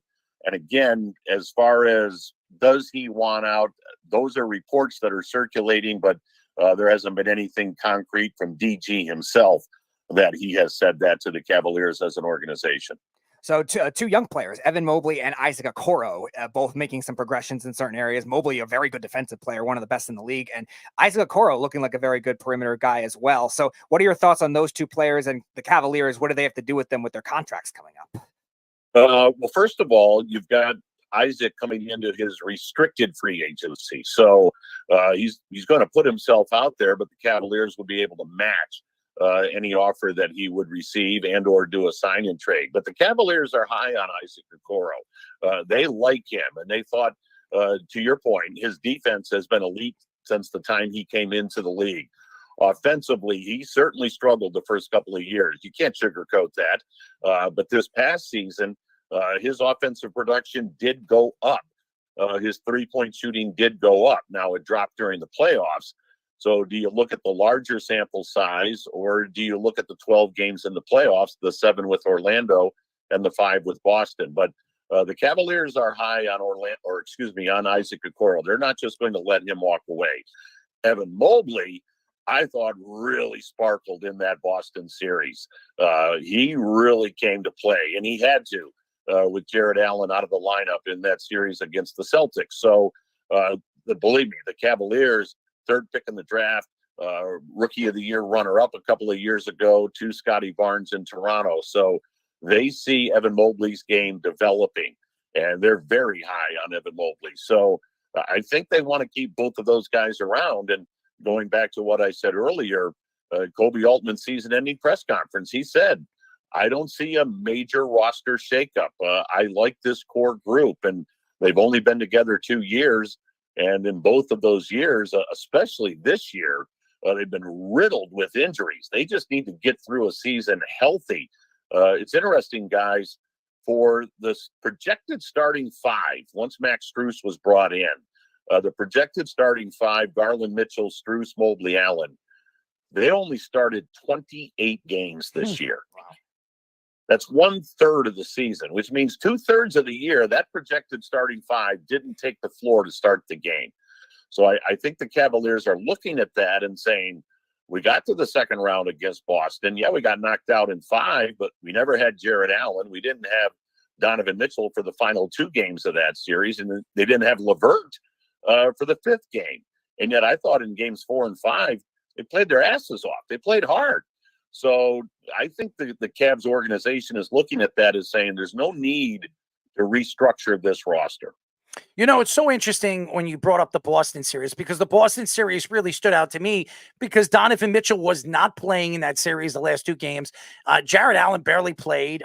And like you said, Karis LeVert, I thought that if all 3 of those guys were healthy, and I thought that if the Cavaliers were healthy, they probably could have given Boston a run for their money. I think the matchup fit that series. And I think the Boston Celtics, as good as they are on paper, I think they have a lot of weaknesses, especially coming off their bench. Did you think if the Cavaliers were 100% healthy, did you think the Cavaliers had a chance to win that series? Absolutely. I do. One of the worst things in sports, really in life in general, is what if. But I will absolutely look back at that Boston series and say, what if Jared Allen had been able to play? He didn't play in any of the games, and he missed the final 3 games against Orlando. He played in the first 4. So if you have Jared Allen in that Boston series, if you have Donovan Mitchell for games 4 and 5, LeVert for game 5, to your point, I'm not saying they would have beat Boston, but they could have extended that series. I really believe that. And then the pressure really would have been on the Celtics. So again, woulda, coulda, but what if Jared Allen had played, especially with Porzingis out? And what if Donovan Mitchell had been healthy for those final 2 games where the Cavs were right there with 5 minutes to go in each one of those ball games? They just didn't have their closer. So absolutely, I believe if the Cavs had been fully healthy, they could have given Boston all they could have handled in that semifinal round, no doubt. I thought that the Cleveland Cavaliers had the size against them. Mobley, the way he was playing, Jared Allen, if they had the size, and no Porzingis, even with Porzingis, I think Porzingis obviously spreads the floor out for the Boston Celtics, and we all know that, and it's going to play dividends against the Dallas Mavericks, who are a very good team, especially the way they spread the floor with Kyrie Irving and Luka Doncic. I think that Boston is beatable. You could beat them, and they in every one of their series they had problems. Even look at Indiana. Indiana didn't have Halliburton. They're a young team. They had problems against Indiana. As a matter of fact, Indiana should have won game number 1 if they didn't let Jaylen Brown hit that 3-pointer with the last second and a half left of that the 4th quarter. It unbelievable. And maybe if they win that game, they spread out the game, and maybe they win that series. So I think Boston's a little bit overrated. I don't think they're going to beat Dallas. I think the way the Dallas Mavericks are playing and what they did against the Timberwolves could only spell trouble for that team. I've surprised a few people with this comment and a few other interviews that I've done. I like Dallas in this series. I really do. I think Dallas can beat Boston. And to your point, I think Boston, there have been some things that have been exposed. Indiana could have very easily have been up 2-1 in that series. They let a couple of games get away from them early in the series. As I said, with the Cavaliers, what if? Again, you can't what if it to death, but what if Allen and Mitchell had been healthy? Going back to the first round, Jimmy Butler doesn't play for Miami. So I agree. I'm not saying Boston's overrated. Listen, they earned the best record in the NBA, 64 wins, some things that can get exposed. And I think Dallas is the team to do that. And I like the Mavericks to win the NBA championship. They're just playing at an elite level right now. So any concepts you saw, I mean, even the Western Conference Finals, that you think Dallas could translate over to play against the Celtics, and who are going to have Porzingis allegedly for game 1, but maybe not 100%? Yep. From what I've read, Porzingis is going to go. I've talked to a couple of people in Boston. They think he'll be ready to go for Thursday night. The thing that I like about Dallas is 2 closers. And we had Kyrie Irving here in Cleveland. I watched him play up close and personal. He hit the biggest shot in Cavalier history the 3-ball against Golden State in Game 7. Kyrie Irving has zero fear. He fears nothing as far as the game of basketball in the moment is concerned. So I think Kyrie is actually going to relish the reception he's going to receive in Boston. I think that's going to feed him. Luka, listen, he's been playing professional basketball since he turned teenager, since he was 13 years old. Big moments don't bother him. It's his first NBA Finals, but I don't think he'll be rattled by that. And I just like the way Dallas is playing right now. Utmost confidence. I think Jason Kidd has done a hell of a job as the head coach of that team, both with strategy and just dealing with personalities. And I think Boston is beatable. I agree with you. I think Boston can be beaten. Every team throughout the playoffs has gotten them for a game at Boston. Well, Indiana should have in Game 1. So I absolutely believe that Dallas is going to get one up there to start the series, and I think they're going to win. I really do. You know, it's so interesting. And by the way, we were talking to Cavaliers play-by-play broadcaster Tim Alcorn, a friend of the show. We've had him on the show a couple of times. Great broadcaster and knows his basketball, knows his baseball too, by the way. But the two moves that really changed everything for the Dallas Mavericks was PJ Washington, and people forget that the trade at the trade deadline really changed everything. PJ Washington and Gafford. What are your thoughts of what these two guys have done so far in the playoffs for the Dallas Mavericks, and what kind of mismatches could they create against Boston in the NBA Finals? That was brilliant organizational moves by Dallas to bring in PJ and Gafford, both with teams that had really been struggling, so flying under the radar. PJ with Charlotte, Gafford with Washington. Nobody was even paying attention to those teams, but Dallas knew the pieces that they were missing. Gafford is that guy in the middle. He can block shots. He can rebound. He's a perfect complement to what they have. And now you put PJ into the mix. I mentioned earlier about Kyrie and Luka. They don't play with any fear. That's the same with PJ Washington. He just goes out and he balls out. I mean, he just plays. And so I think those are guys that you make those type of deadline deals, you realize you're on the cusp. And Dallas was a team in the West that not a lot of people were talking about, but you could see it building with Kyrie and with Luka and how comfortable they were with one another and how Jason Kidd's system was working. But they knew they needed to add a piece or two. And I thought it was a stroke of genius to bring in Gafford and PJ Washington. I don't think they're in the NBA Finals without those two guys. Tim, we're here in New York, and the Knicks get eliminated and against an Indiana team, a young Indiana team. If the Knicks were 100% healthy, just bad luck, just absolute bad luck, losing all the players that they did.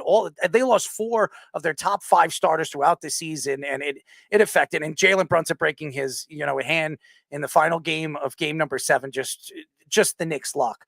What were your thoughts to the MVP voting? And it's not going to make a difference. I know Jalen Brunson came out and said, I could have won the MVP. I would have rather won the NBA championship or gone to an NBA championship. What were your thoughts on Jalen Brunson's season? And do you think that he should have been higher than 5th in the MVP voting? I do. Brunson was absolutely magnificent for the Knicks this year. I mean, he literally put that team on his back at times. You alluded to the injuries. It came down to Jalen Brunson either winning or losing the game in so many instances, and more often than not, he won the game. I thought he was absolutely brilliant. And, going back to last year, I remember talking to people in New York about the fact that they were disappointed they didn't end up with Donovan Mitchell. And it was almost as if, Brunson was this consolation prize. We didn't get Mitchell, but yeah, we got Jalen Brunson. Well, Jalen Brunson has shown he's an all-star player. He's an elite player, an MVP caliber player, and he played to that level this year. The things that you saw him do and watch him lead that basketball team was absolutely extraordinary. So, now where he should have been, I don't think he should have been MVP. I have no problem with Jokic. What that guy does is just amazing game after game after game. I mean, that's a generational talent in Jokic for his skill level at everything, at scoring, at rebounding, at passing. But Jalen Brunson, as far as being a most valuable player to his team, you can't the job he did, because as you alluded to, they were absolutely decimated by injuries, and yet Jalen Brunson was able to carry them as far as he could. So, speaking of Jokic, there was comments a couple months ago about Dan Le Batard saying that Wemby and Jokic are going to quote unquote change the NBA. I think he said ruin the NBA as well. So, in your time broadcasting, seeing those two players, like, what are your impressions of them? Well, I saw Wemby twice. Saw him down in San Antonio and then here in Cleveland. So, what's extraordinary with Wemby is just how gifted he is at that size. We've all seen guys 7'5", 7'6", the Manute Bulls and those type of guys. They're just big, tall guys. Wemby is incredibly gifted. His ball handling, his passing, his footwork at 19 years old. So, again, he's a generational type player, and it's going to be extraordinary to watch his growth because I don't know if I'll say he hasn't scratched the surface, but he still has a pretty high upside. And so, Victor Wembanyama, he's going to be the face of the NBA for a long time to come. He is absolutely extraordinary. We are talking to Cavaliers play-by-play broadcaster Tim Alcorn. There's a guy right now that's heading to Duke this year. A lot of people think he's going to be a generational talent, and that's Cooper Flagg. I don't know if you know anything about him. I've been following this kid for the last 3 years in high school. This guy's a sensational talent. He will be the #1 draft pick in next year's NBA draft. You can book it and you can sell it. Have you checked him out? What type of player you think he could turn out to be in the NBA? I haven't seen a whole lot when you're immersed in an NBA season. Right. Believe me, you're watching your own team's 82 games and then trying to watch every other team that's coming up on your schedule. So I haven't had a chance to watch as far as that young man is concerned. I've certainly seen the YouTube and that type of thing. And as you said, he's a very special talent. He's a guy that I would agree with you as you look ahead. Projects very, very highly. That young man is going to be an outstanding player. But as far as really doing a deep dive into watching him, I just haven't been able to do that with everything that I was going through for the past season with the Cavaliers. I'll tell you, and any NBA guy that you would have on your program, I mean, it is just unrelenting. The games just keep coming. And so you don't really have a lot of time to watch, aside from NBA basketball, any other basketball, because you're just immersed in it from opening tip of the NBA season until your team gets knocked out.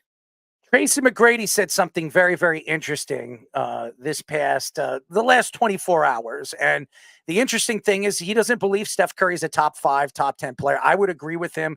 That's just me. What are your thoughts to Tracy McGrady's thoughts about Steph Curry? Yeah, I saw that. That surprises me.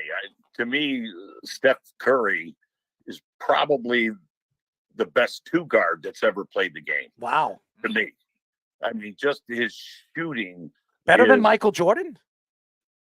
Well, no, he's not better than Michael Jordan. I think Michael Jordan's the greatest. How about Dwayne Wade? You think he's better than Dwayne? Yes, absolutely, I do. Yes, I do think he's better than Dwayne Wade. And again, you're really starting to split hairs when you get into these guys. But you talk about Steph Curry. He changed the game of basketball. Steph Curry absolutely changed the way the game was played insofar as his long ball shooting. The analytics were driving the game towards the 3 ball. I think we talked about this the last time I was on. But Steph Curry took it to a whole different level. So shooting guard, I'll put it that way, because Jordan did everything. And Michael Jordan, in my opinion, and believe me, I'm here in Cleveland where LeBron played, and I called a couple of his high school games when he was at Akron St. Vincent St. Mary. So I know my audience, but I've come down on the side of Michael before. I just think Michael was the best to ever do it. And that's, again, you're talking about Wilt and Bill Russell and, Kobe Bryant, I think often gets left out of that conversation. Well, Kobe was a 2. You think Steph is better than Kobe? No. That's what I'm saying. Yeah. But I think Steph, when you look at his role as a shooting guard, just a pure shooter, I think that puts him top 10 at least. Absolutely top 10 at least. So there was another rumor too with Adam Silver saying that the NBA is trying to make some more rules to maybe balance out offense and defense a little more. You're not as much of the offensive game that you're seeing now. Not to make it like 1990s basketball, maybe closer to like 2000s. I would love to see the 1980s basketball. 1980s basketball. So what are your thoughts of that? And Cleveland, being one of the defensive teams, definitely one of the teams that could benefit off of that. Oh, there's no doubt. Cleveland prided itself on the defensive end of the floor. That was something that JB really instilled from the time that he became the head coach. We want to be a tough, strong, defensive-minded basketball team. And they rose in every defensive category every year that JB was the head coach. Listen, I'm old school. I'm a lot older than you guys. So I'm getting up there in age, man. I'm 42, man. I'm getting up there in age. I don't mind a little knockdown, drag out physicality. How old are you, Tim? How old are you? Pardon me? How old are you, Tim? 60. Oh, stop. You don't look 60. You look like you're in your 50s. You look like okay. Yeah, you look pretty good. You do. You look pretty good. I'm just telling you the truth. There's a reason I'm on the radio, guys. Tim, I'm not hitting on you, man. I'm not hitting on you. Don't worry. I'm not trying to hit on you. You got a wife to do that. But no, I mean, I remember those games of the 80s with the Bad Boys and Lambert and Mahorn and those guys. I don't want to see it go back to that. But I do argue with the fact that, man, you put a hand on a guy and they're calling something. And listen, I understand the NBA wants points. It drives ratings. It drives viewership. It drives, clicks, all that. But I think you have to allow guys to at least play some defense. And I think fans would appreciate it as well. So, I don't think you have to make sweeping changes, but at least allow the game to be played at the defensive end of the floor. It's so interesting. And Tim, you do such a great job, like I said, with the Cavaliers and NBA basketball. I don't know if anybody's actually checked you out because we don't live in New York, but any Cleveland Cavalier fan that doesn't know who Tim Alcorn is, boss, shame on you, what you're not listening to, but you are fantastic. My final question for you is, you look at the NBA and the transition of the game, and we speak about it, and Michael Jordan really brought international basketball to its higher heights. David Stern always, brought up Michael Jordan, what he has done for basketball. Over 200 countries follow the game of basketball when Michael Jordan retired. You look at the game right now, the three best players in the world right now are foreign. If you look at it, you have Jokic, Luka Doncic, and Giannis. When you look at three of those players, do you see these three players transitioning the game to bring more international superstars over here to dominate the league of the NBA still? Oh, absolutely. I don't know how much time we have, but when the Cavaliers played in Paris in January against Brooklyn, against the Nets, it's amazing how big the NBA game is in Europe. There were reporters and media and fans from across the European continent that made their way to Paris to take in that game. It's huge. It wasn't just Parisians and it wasn't just people from France.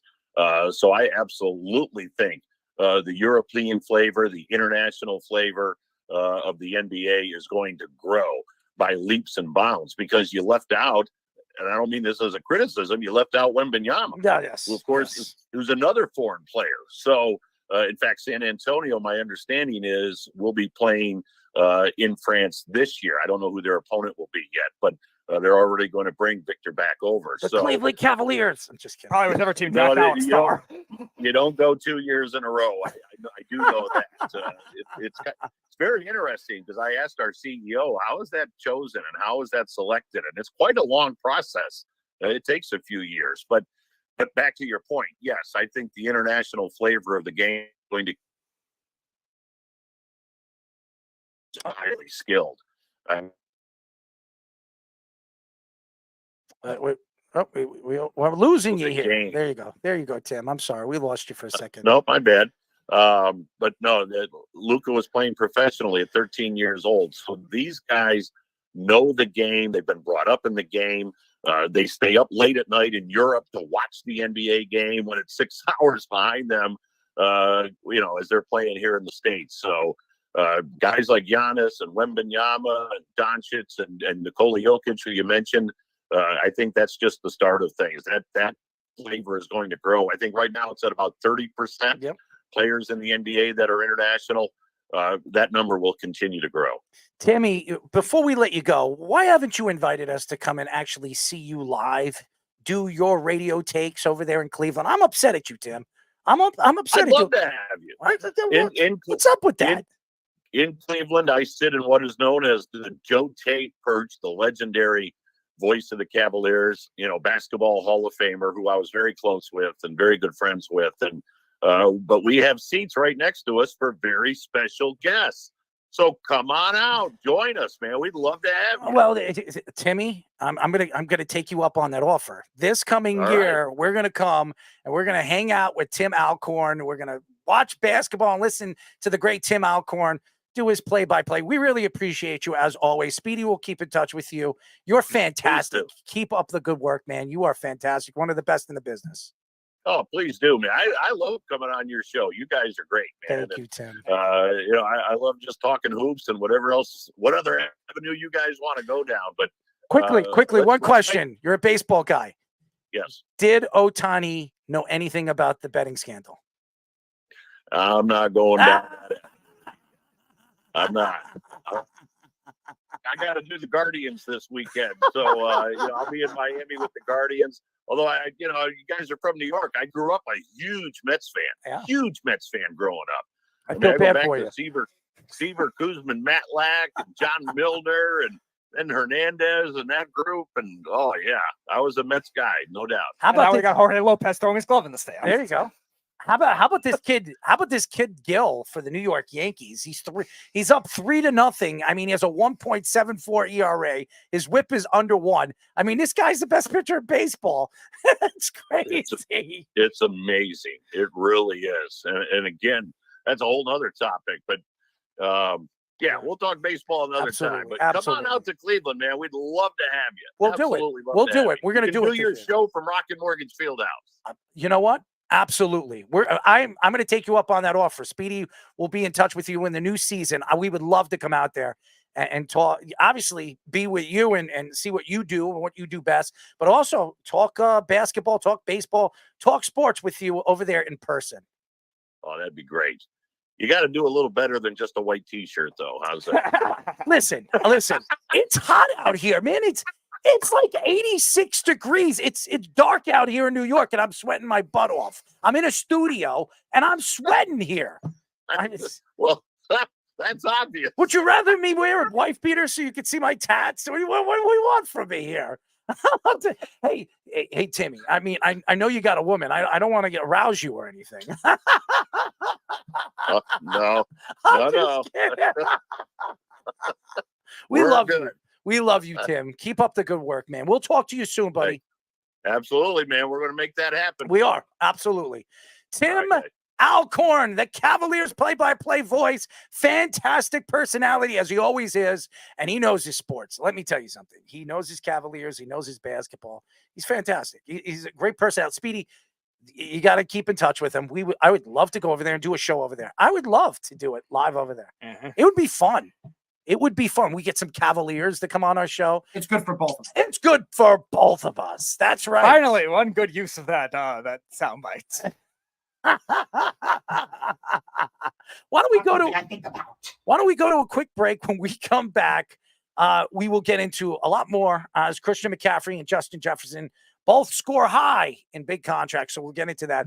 And CJ Stroud came out and says he would rather be Eli Manning than Aaron Rodgers in his career. So very interesting. When we come back, we'll get into both of those. But first, our Sports Minute with Tommy Scoops. This is the Sports Loudmouth Sports Minute. Are you ready to get loud? With Tommy Scoops. As promised, I am back with another update of the Loudmouth Sports Minute. As you guys know, I am Tommy Scoops to give you guys the rundown. Currently, right now for the report, in the MLB, the Red Sox earlier announced that they will be placing Wilyer Abreu on the injured reserve list after slipping on the dugout steps Sunday versus Detroit Tigers. Abreu suffered a sprained ankle and will be reevaluated in 10 days. Over in the NFL, new Texans wide receiver Stephon Diggs praises former QB Josh Allen. Diggs, who says he is happy to be in Houston with Stroud, said Allen was an important piece of his career and says the two still have a lot of love for each other. Lastly, Deebo Samuel moves past trade rumors, saying he knows what he signed up for and is focused on improving for his team for next season. Going on to now scoops and scores. Currently over in the MLB, the Yankees have a 3-0 lead over Minnesota. Cleveland has an 8-5 lead over Kansas City. Pittsburgh has a 1-0 lead over Los Angeles, while Milwaukee has a 1-0 lead over Philadelphia as well. Tampa Bay has a 9-3 lead over Miami, with the Mets having a 5-3 lead over Washington. Baltimore has a 7-0 lead over Toronto. Atlanta has a 6-3 lead over Boston, and Chicago. Both the Chicago teams, Chicago White Sox and the Cubs, are both tied at 0 apiece. That's currently all the time I have for you guys right now. I'm going to kick it back to the boys for the continuation of the Sports Loudmouth. This is the Sports Loudmouth. Willie Whoppers, Speedy! Willie Whoppers! There's barely any hair spewing with nonsense stuff on a bunch of women. Don't hear who Tang Pai was alive. I'm going to trust the medical profession. You said smothering. 631-672-3108 is the number to call. You're listening to the Sports Loudmouth. I'm your host, Errol Marks, my co-host, Speedy PD. Go to our website at www.worldwidesportsradio.com. Check out all our shows throughout the week, including the Loudmouth with me and Speedy PD every single Tuesdays and Thursdays at 7 p.m. All you have to do to tune in and check out our local listings is go to our website at www.worldwidesportsradio.com. Tim Alcorn, ladies and gentlemen, fantastic as he always is. He had some problems with his phone and his feed, but nevertheless, a great interview. He always is a great interview, Speedy. He is fantastic, and he didn't want to talk about Ohtani, all right? He did not want to give his feedback on Ohtani because he smiled. He knows the answer to that. He knows the answer to that. I think every analyst that we've had on the show believes that Ohtani knew something about it. I think Dave Benz is the only one who's spoken publicly about it, though. Yeah, you know what? Because he's also a podcaster, and he's going to speak that on his podcast.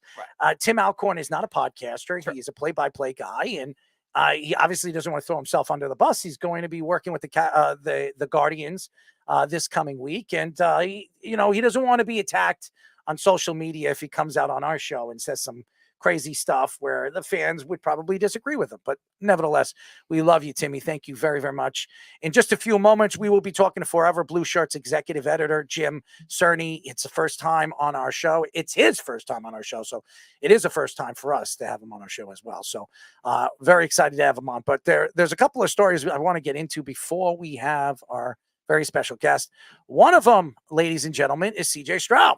CJ Stroud said on rapper Gilly the Kid's podcast that he would take Eli Manning's career over Aaron Rodgers. Stroud referenced Eli has 2 Super Bowl rings, and while Aaron Rodgers only has 1. Stroud also referenced the Packers' playoff struggles recently and how well they played with Jordan Love this postseason. Eli is 10th all-time passing touchdowns, while Rodgers is 5th. Rodgers has 2,035 more passing yards than Eli, playing 5 less games. Rodgers is 2nd all-time in passing touchdowns and 4th all-time in passing yards in the playoffs. Rodgers is the best in the NFL, best in NFL history in passer rating and touchdowns to interception ratio.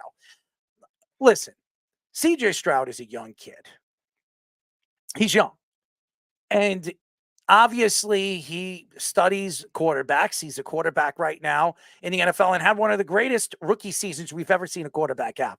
It really was sensational. When you look at some of the great quarterbacks we've seen come out as rookies, and even one of the guys that we speak about all the time, Trevor Lawrence. Some people believe Trevor Lawrence should have had the season CJ Stroud had.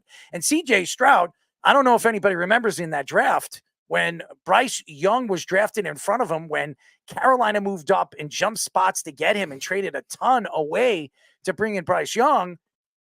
A lot of people some executives didn't think that CJ Stroud was a top 10 pick, that he was going to fall out of the top 10.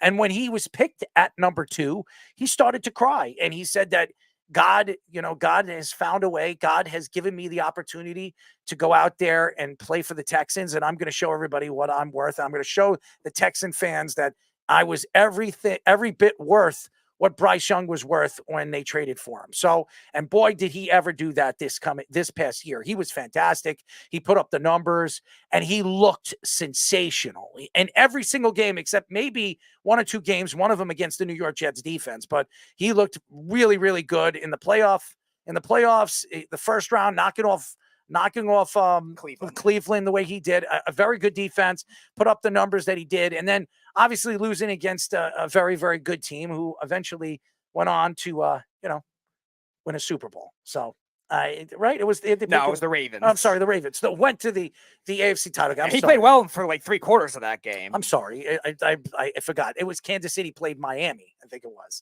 Buffalo. No. Was Kansas City play Buffalo or Miami in the first round? Then that's they beat right. Buffalo That's after right. that went back That's to right. the field That's goal. right. That's right. Yeah, you know more than I do, and it just shows you how tired I damn well be. But I damn well am. But anyways, it's interesting that he brought up Aaron Rodgers. I don't know why Aaron Rodgers' name is brought up as much as he is. Aaron Rodgers has not been the same player since he's left the Green Bay Packers, and one of the reasons why is because he hasn't been healthy. Now, we'll see what Aaron Rodgers does this year with the talent that the Jets have around him and what they've surrounded him around. But Eli Manning, you say whatever you want about Eli. Eli did win 2 Super Bowls. And I appreciate what Eli Manning did for the NFL. And he was a very quiet guy. He wasn't much of a leader in the locker room. Aaron Rodgers speaks, and he's out there opening his mouth, doing the things that he does on Pat McAfee. It just became something with Eli Manning ever since he's retired. He's working with Peyton. They have Omaha Productions. They're doing so many different things with their podcast and ESPN. He has done wonders offset after leaving football. So I give Eli a lot of credit because what Eli has done as a professional football player is he's just gone out and played the game and put up the numbers and shown people that you don't need to be very outspoken to be a superstar or a great player for an organization and win championships. Even Tom Brady over the years was a guy that spoke a lot and was out there in a public eye because of who he was dating, who he was married to. Eli was never like that. He wasn't even a leader of the Giants. He wore the C, but he wasn't the guy that was stepping out there like Justin Tuck or Michael Strahan. He wasn't that type of guy, and that's what made Eli special. Aaron Rodgers is different. They're 2 different quarterbacks. And CJ Stroud, if you would ask me the type of player that CJ Stroud is, he is kind of like Eli Manning. He's not out and about. He's not really speaking. He doesn't really like to talk to the press. He doesn't really like to cause turmoil over there with the Texans. They had somebody that loved to cause turmoil, and now he's the quarterback right now for the Browns. But to me, I could see why he would choose to be somebody like Eli Manning and have the career Eli Manning had than having the career like Aaron Rodgers. Another thing that really stands out to me to CJ Stroud on that comment is CJ Stroud, his style of game, okay? He is athletic. He is very athletic, but he wants to be that pocket present quarterback. Eli Manning was a pocket quarterback. That's what he was. And a lot of people over the years would say that those pocket quarterbacks are the ones that have long-lasting careers. And Aaron Rodgers, he really became that mobile quarterback. He was one of the known mobile quarterbacks in the last 25 years. He really revolutionized the mobile position as a quarterback, a guy that stepped in and out of the pocket, moved on the run, and he was so accurate. He made those throws. The way CJ throws the ball, he likes to throw the ball. He likes to gun the ball down the field. What did Eli like to do? He liked to do the same. So their styles match up very, very well with one another. Now, do I think that Eli Manning had a better arm than Aaron Rodgers? Has a better arm than Aaron Rodgers? No, I don't. I think Aaron Rodgers has one of the best arms we've ever seen, accurately and talent-wise. But what Eli stood for and what I believe CJ Stroud stands for as a quiet professional that leads by example, that's the way he wants to be thought of. He doesn't want to be thought of as the guy that opens his mouth and causes turmoil with the organization because he knows he's the best player. So that's something that I would look at. I wouldn't look past the fact that he would say, oh, I would rather have No, Eli has 2 championships, and he was a big part of those 2 championships. And Aaron Rodgers, over the years, for him to bring up the whole Jordan Love thing, what did Jordan Love do? He won a playoff series? Is that what he did? He didn't go to the NFC title game. He didn't do that. So I understand what he is saying. I understand that he likes Jordan Love. I'm sure he has a good relationship with Jordan Love. And maybe there's something about Aaron Rodgers he doesn't like. Maybe Aaron Rodgers didn't appreciate him or shake his hand when he lost against the Jets. I have no idea. And maybe that's the hatred that he has for Aaron Rodgers. What I do know is he fits more in that thought. If you're going to compare his game to a quarterback from Eli Manning to Aaron Rodgers, his game fits more on the Eli side than Aaron Rodgers side. Yeah, and that's an interesting comparison too when you look at the types of quarterbacks that we've seen be successful and also unsuccessful, like longevity-wise too. We bash Russell Wilson all the time for all the stuff that he did towards the end of his Seahawks career and then into the Broncos, and he was thought of as a quiet guy, and Cam Newton was thought of a loud guy, and his career fell apart as well. Like, at the same time, you're going to have eccentric guys, like Aaron Rodgers is a louder guy, Patrick Mahomes is the louder guy, Josh Allen is a quieter guy, and they've had different success rates as a whole. And you're looking at Eli Manning in that same light too, where he's that quiet leader in New York, and you kind of need that kind of thing when you're dealing with a difficult media market. And Houston is not New York, but it's a very difficult media market too, with all the dysfunction that the Texans have had, especially with Deshaun It's Watson. a very quiet media market. You don't. It's not New York. It's not L.A. It's not Dallas. Okay. Right. The Texans media market, obviously, they haven't been a good organization for the last couple of years. J.J. Watt obviously leaving, going to Arizona. It hasn't been the same. Okay, but now that they have a quarterback, a guy that is the face of the organization, and he stands for something, and to me, he's everything you want as a quarterback. Now, Deshaun Watson, he wasn't a quiet guy. The guy was all about, in front of the cameras. He wanted to be the face of the organization, and he wanted to make sure that he was happy in the back rooms too. Yeah. So CJ Stroud's a godly man. He's not going to go out there and brag about how good of a season that he had. He's not that type of player. So that's something I understand what he's trying to say. Do I believe that he thinks that Eli Manning really has had a better season, a better career than Aaron Rodgers? If he believes that, he's blind. Yeah, okay, that's not true.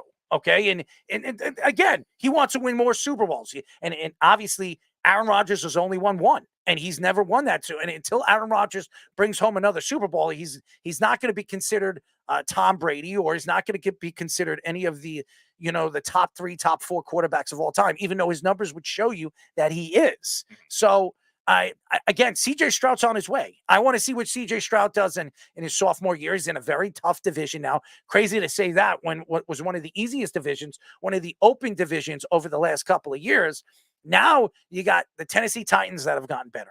The Indiana Colts, the Indianapolis Colts, they're better. And even the Jacksonville Jaguars, they're going to be better this year. You're in a division where it's going to be back and forth. You're going to have to play those teams twice, and it's not going to be so easy. It's not going to be where you're going to have a sneak attack and you're going to just squeak into the playoffs like you did this year. Jacksonville gave it away. When Jacksonville looked like they were going to pull away in the division, and then the last 3-4 games of the season, they completely fell off, and it was a complete debacle.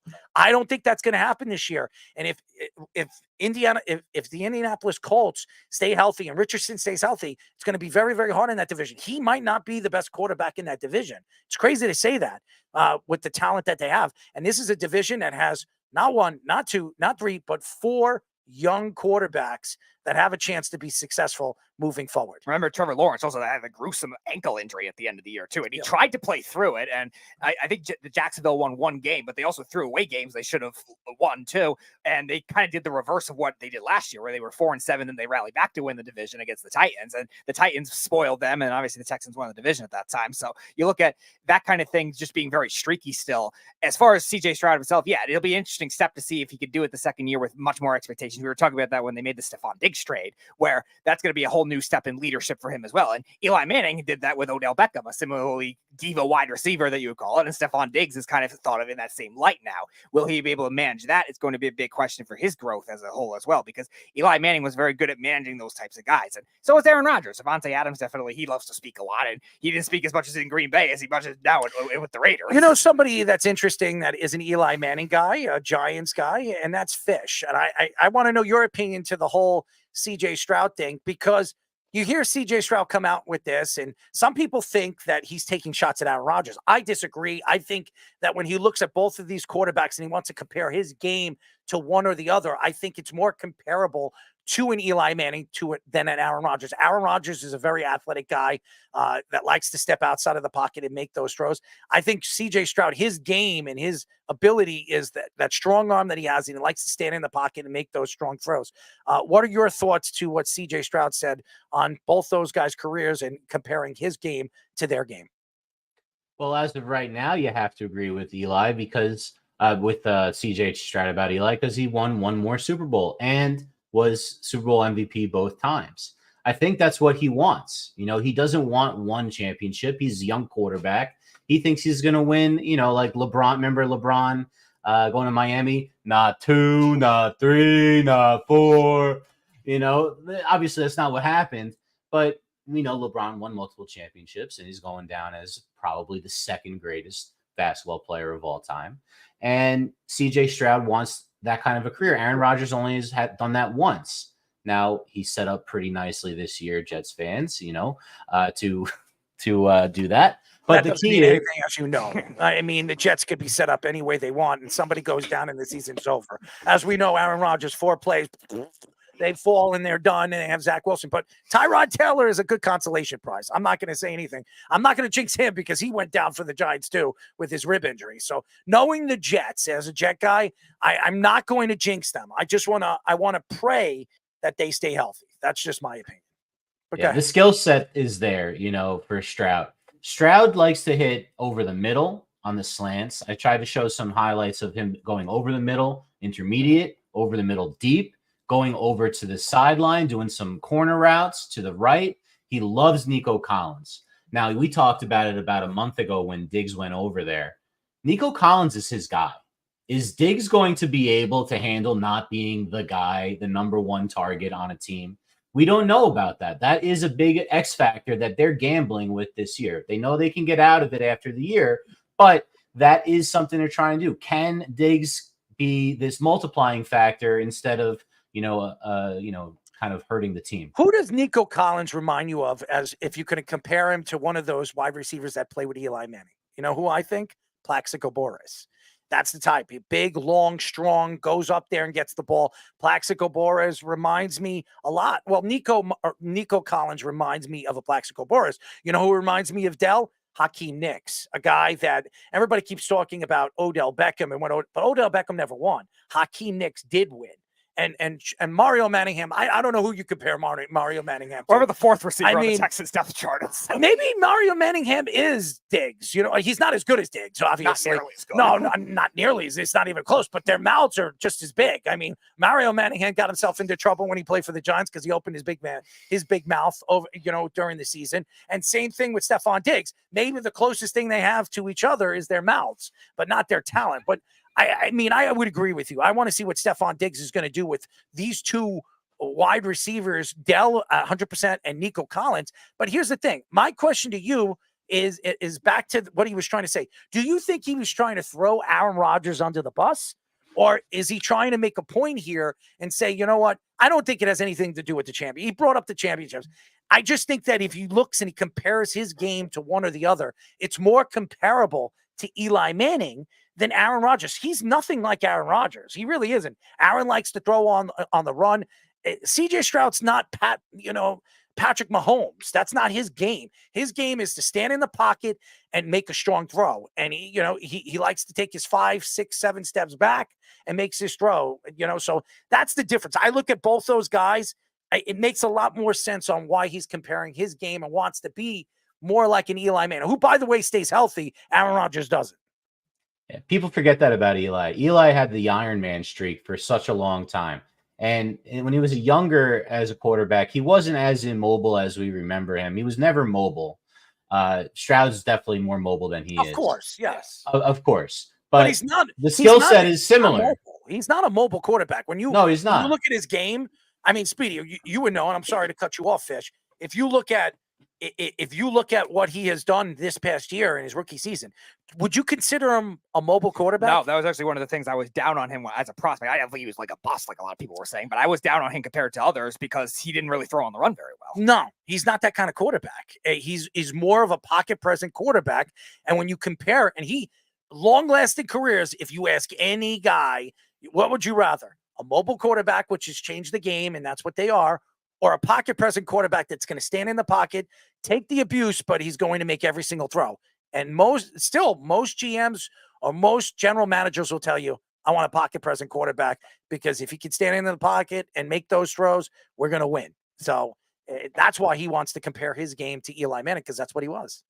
And I'll wrap this up quick because I know we got Jim Cerny waiting to come on. We've got the thing about him is, as a pocket quarterback, since you're not running, you have to be very deceptive different ways. And what he does, and I showed one clip of it, is he's faking a handoff and then throwing the slant. It's kind of an RPO, kind of not.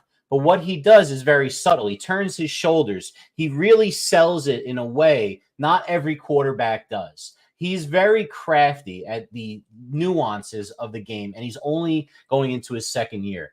That is really, really encouraging. That's just a guy who knows how to play football. If he was taking shots at Rodgers, he's not going to go after Rodgers' football acumen. There's about 5,000 different things you could take shots at Aaron Rodgers for. It's not about being a bad quarterback. That's the last thing you're going to say about him. You could talk about ayahuasca in the darkness. As you know, like, why would you talk about his football? He's one of the greatest players of all time. He just hasn't won as many titles as Eli. No, he hasn't. And again, that it takes a team to win championships. Everybody forgets that. Everybody gives Tom Brady all the credit. Oh, he won all these titles. That wasn't just Tom Brady winning 7 titles. It took a team to win those titles. He was a big part of those teams, but you need all 53 guys to play their game to win. So it's a different thing. But I think it's very interesting that he mentioned that, and he was on Gilly the Kid. And by the way, Gilly the Kid, I used to love him as a rapper, and his podcast is booming right now. He's getting all these different guys. He's worked with Mike Tyson. They've worked together on that show. So his podcast is booming right now. And to get somebody like CJ Stroud to actually speak about this and compare his game to one of the other. And again, Aaron Rodgers, that's just another tool that he's going to have in the shed.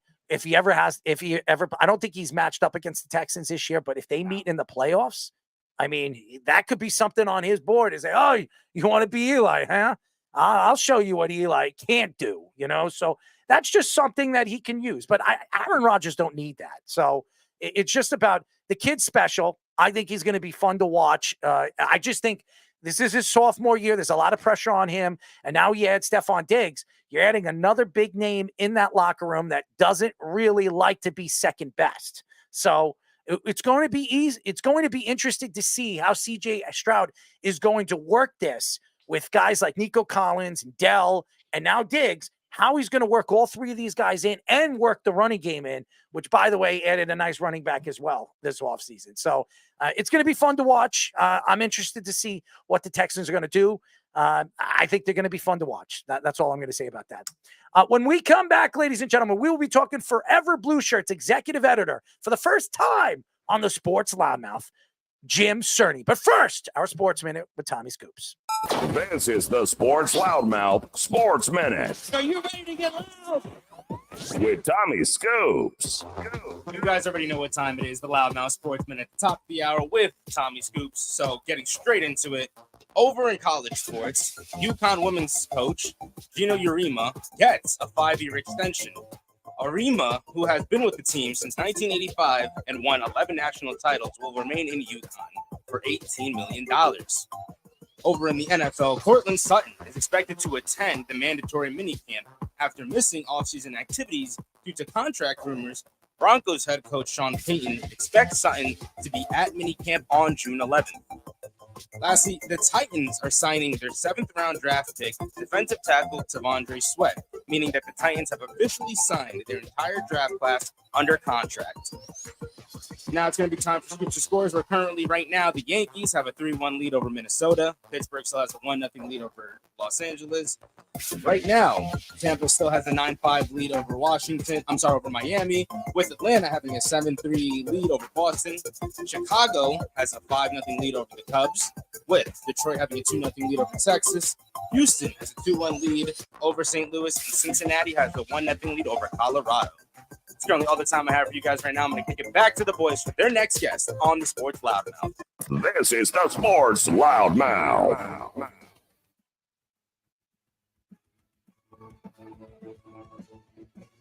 Men in Black. I'm not licking anyone. Do you bend the meat? Shave the ass. Shave the ass. It's good for both. Good for me and good for you. How thick do you like the beef? 631-672-3108 is the number to call. You're listening to the Sports Loudmouth. I'm your host, Errol Marks, my co-host, the Speedster, Speedy Petey. That was Speedy Petey's soundboard, and a little bit of touch of me, a little salt and pepper. It's good for both. It's good for both of us. Speedy, is it good for you? I don't know. Salt and pepper. Which one do you like? I prefer salt. I prefer pepper. No, actually, I like salt. I'd rather a heart attack. You know, I mean, pepper. I would. Anyways, remember, you can go to our website at www.worldwidesportsradio.com. Check out all our shows throughout the week, including the Loudmouth with me and Speedy Petey every single Tuesdays and Thursdays at 7 p.m. Check out our morning show with Brian Snow, as always, every single morning at 6. What is it, 6 o'clock in the morning? 6 in the morning. He's done it Tuesdays and Thursdays pretty consistently. Yes. So we obviously have Brian Snow. We have the Wise Guys coming back in the near future. We have Game On and many other shows, our betting show. So stay tuned, listen to us, and listen to all our local, check out our local listings on our website at www.worldwidesportsradio.com. And now, ladies and gentlemen, a Ranger fan. I know there's a lot of Ranger fans out there that are probably pissing in their pants or just a little upset for the elimination after being knocked off by the Florida Panthers. But we had a guy, one of our guys who is hiding from coming on our show, one of your pals, Speedy. You know, I'm talking Mr. Scultori. Mr. Scultori. So you know what he does? He gives us something even better. We are now talking to Forever Blueshirts executive editor, Jim Cerny. Jim, what's up, buddy? What's up, others? How are you? We're good, man. Obviously, you're Anthony's boy. Look at this. That's good stuff, huh? Remember what year that was?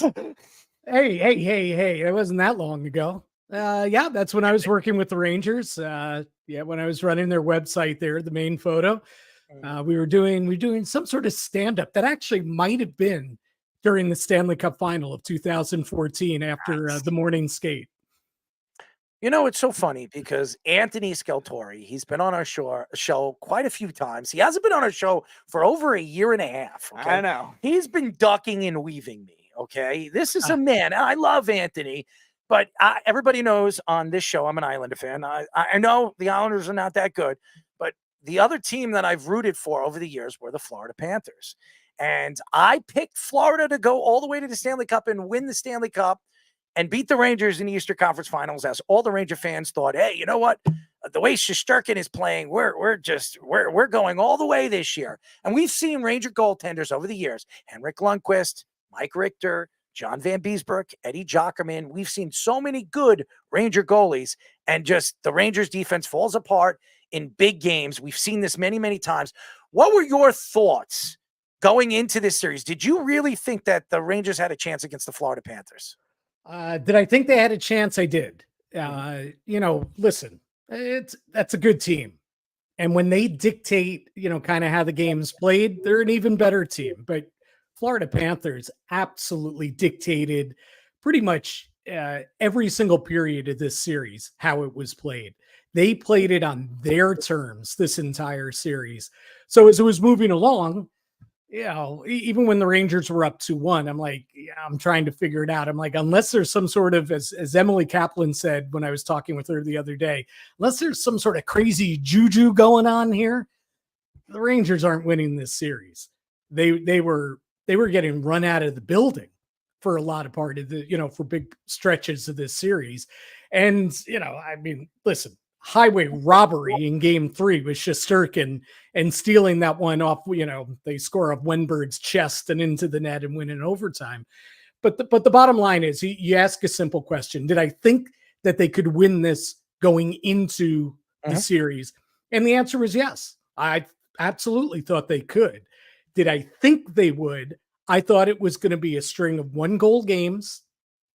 And the way things were going for them, the way they were winning overtime games, and as Emily said, had a little bit of that juju going, I thought they had a chance for sure. And I really believed that they would have the best player in the series, and they did, in Igor Shesterkin.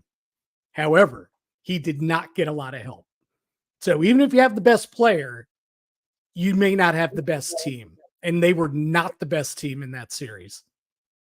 Yeah, so I want to ask about the defensive woes, especially to Trouba with all the penalties. I think 11 is the most I've ever seen that isn't like a goon, a fighter type that I've seen. Then you had Fox, who's kind of playing hurt. So the defensive, do you think they should have done maybe something to adjust it? Maybe something like Zach Jones, change the lines around? What are your thoughts on that?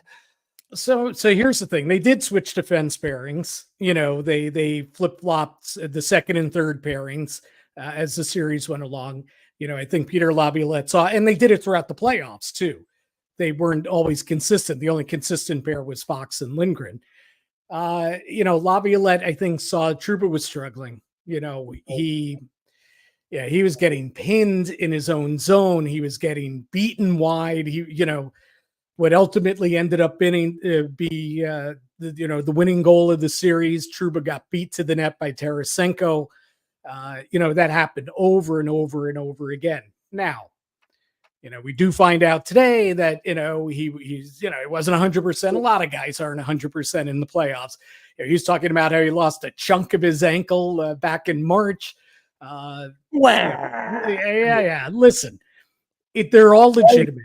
They're all legitimate excuses. And listen, Florida would be the first team to say, hey, yeah, who cares? We didn't play last year. We didn't have Aaron Ekblad and we got to the final.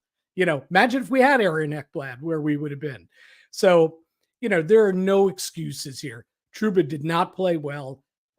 Fox clearly was hampered throughout the playoffs. He said he got better as the playoffs went along after the Game 4 knee from Nick Jensen in the first round. But he clearly wasn't 100%. But you know what? He was playing 24 minutes a night. Nobody played more minutes than him. So he was good enough to be out there. And that's what Fox said.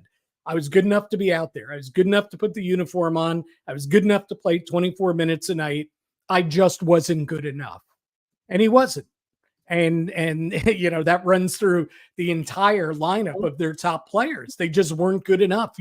You're focusing on the defense, but where was Artemi Panarin? Ghost. Mika Zibanejad absolutely outplayed at every turn at both ends of the ice by Sasha Barkov. And if it wasn't Barkov outplaying him, it was Anton Lindell, baby Barkov, that outplayed him. And then Chris Kreider. I almost understand Panarin and Zibanejad because we've seen this kind of act before in the playoffs. Maybe they're not built for the real tough playoff games. But Chris Kreider, he's your biggest, strongest, fastest, most athletic guy in that lineup. And where was he? Where was he? He wasn't getting to the net, wasn't getting those deflections, wasn't winning puck battles, wasn't cycling the puck in the offensive zone. I mean, yes, from time to time he did, but consistently, did he? No. That's the guy. That's the guy that if I'm a Ranger fan, that's the one that blows my mind because he was physically built for this series. We are talking to Forever Blueshirts executive editor Jim Cerny. First time on our show. We're very happy to have him on. Thank you to Anthony Scoltori for letting us have him on the show, even though he's hiding behind the scenes as he always is, because he's afraid of moi. Okay, I'm just speaking the truth. There's a player that actually did very well in the playoffs. He had a better season this year because of Peter Laviolette. And I think Peter Laviolette was definitely one of the coaches of the year. He was fantastic for the New York Rangers, winning the President Trophy. Was Alexis Lafreniere, who was fantastic throughout the playoffs. He had 28 goals this year, 29 assists for 57 points. He is still fairly young. Do I think he is worth the number one pick so far of what I've seen as a player? No, but we'll see. I mean, next year will be his second year with Peter Laviolette. I expect him to be even better. And he could be the future captain of this team. I do believe that. But what stood out to me in the playoffs is this guy was not afraid of it. He was there. He played hard. He was in front of the nets. He was getting open pucks. He was moving, skating, cycling, everything that you were saying Chris Kreider wasn't doing. This guy was doing. So what are your thoughts to Alexis Lafreniere and what he's done the last 2 years in the playoffs? Yeah, so here's the thing with Lafreniere. I really had my doubts on him. I said, what's going on with this guy? He was not only the number one overall pick, but he was the consensus number one overall pick, right? That year, no doubt, you're hitting the home run, you're hitting the grand slam because you're getting Alexis Lafreniere. But at the end of the day, and listen, I've covered the NHL for 30 years.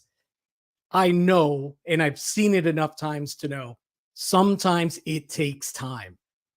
Yes, he was an 18-year-old boy, but it's deceptive because he was so dominant, so big and strong playing against boys in junior hockey, right? But you get to the NHL, and even though you might be that big guy, you look like a man, you're not. Mentally, physically, you're not. And he wasn't. And it took him time. It took him a few years here. Now, granted, Laviolette deserves a lot of credit because I think he saw in Lafreniere the player that we ended up seeing this season. He saw it. He's got to be a top 6 guy, not a third line guy. Top 6. Let's put him with Panarin. Let's put him with our best. Let's switch him from the left side to the right side. Gallant was scared to death of doing that. Thought Lafreniere wouldn't go for it, whatever. And Lafreniere took to it. Now, granted, listen, you and I would pick up a few points playing with Artemi Panarin too on a regular basis, but Lafreniere not only picked up those points, but he showed that he could play with an elite level talent. And I've had coaches tell me so many times, it is underrated. That's an underrated skill that you can play with one of the best players in the game. And that's what Lafreniere did.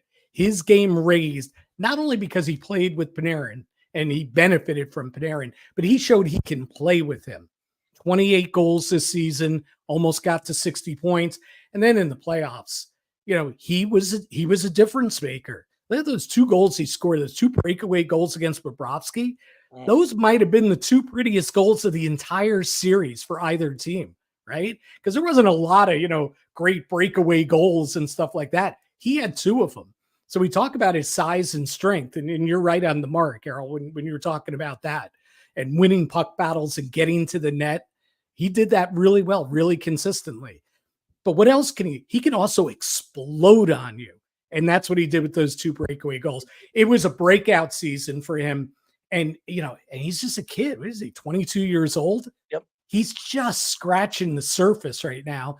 And yeah, and I was at fault for this too. And went against all the things coaches have told me over the years, reminding me they're kids. Not everybody's going to get it right away. Jack Hughes at 18 wasn't Jack Hughes now at 2021, right?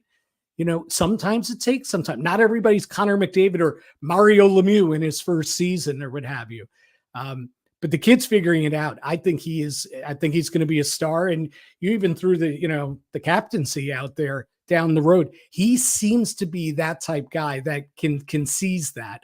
But he's in a good situation that he doesn't have to have that forced on him yet.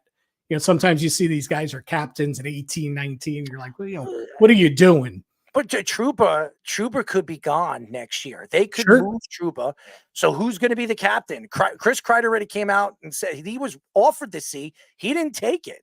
He said, give it to Trouba. So now Trouba's gone. Who gets the C? Are you going to trust Mika Zibanejad? I don't know if he's there. They're going to have to decide what they're going to do with Panarin and Mika Zibanejad. I love Mika, but both these guys, they don't play in the playoffs. And you can't keep these guys on your cap if they can't produce in the playoffs. I'm sorry. They're going to have to decide what they're going to do with one or the other. Do they keep Panarin? Do they keep Zibanejad? Or do they move one of them and try to get back some pieces that can help them win in the near future? All right. So that's a 2-part question. We'll start with the captaincy first.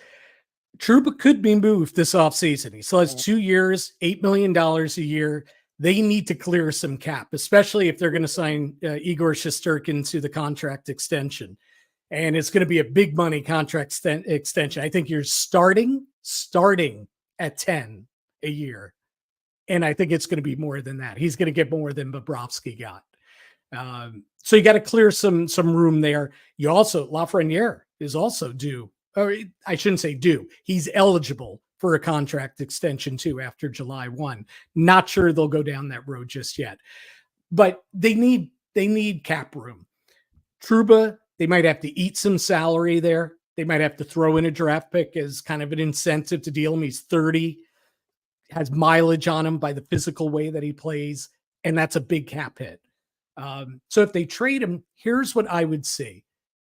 I think if the thinking is that at one point Lafreniere is going to be our captain, and that's just for argument's sake. We don't know Chris Jury thinks that or Peter Laviolette thinks that. But let's say that's what they think. They may just say, you know what? We're going to go back to what we did before Trouba was captain. We're going to have a season of 5 alternates, 5 guys wearing the A. And now Lafreniere will get a letter. Just like Fox has a letter, so, younger guys, we'll give him a letter. Let's see how he handles it. Let's see if he's ready to take that next step and go without the C this year. They did it before. So I could see them doing it again if Trouba got dealt. So that's one. The second part is the really difficult part of the equation. You can't move Panarin or Zibanejad. They both have no trade clauses. Oh, I didn't know that. Both of them. So neither one's going anywhere. So Zibanejad and Panarin's here. Now, could you? I mean, it's not going to happen. But could you? For the Rangers. Could you? Yeah. If you go up to them and say, "Hey, listen, it's not working out. Would you waive your no clause?" Well, if they don't, and Panarin loves New York, this is the only place he wanted to play when he was a free agent. You open up a massive can of worms. And at the end of the day, take a deep breath. Panarin did have 120 points this season and scored 49 goals.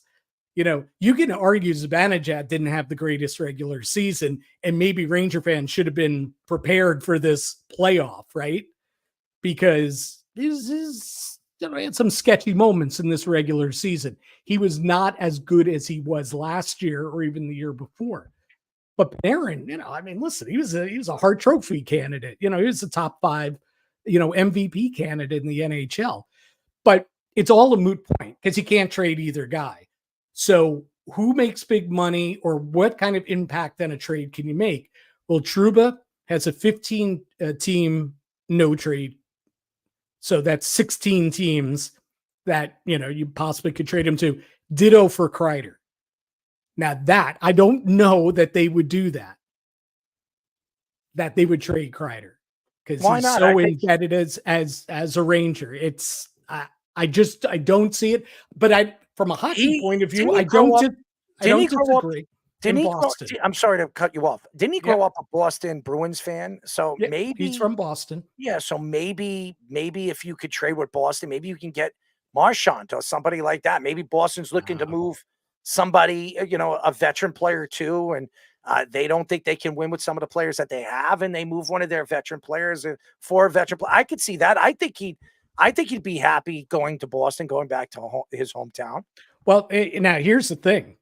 They don't really have to care if he's happy or not because, he's got his 15 teams he can't be traded to, but he could be traded to the other 16. So, that wouldn't matter. Boston's not trading Marchand. I mean, he's their captain. I'm just saying, but I mean.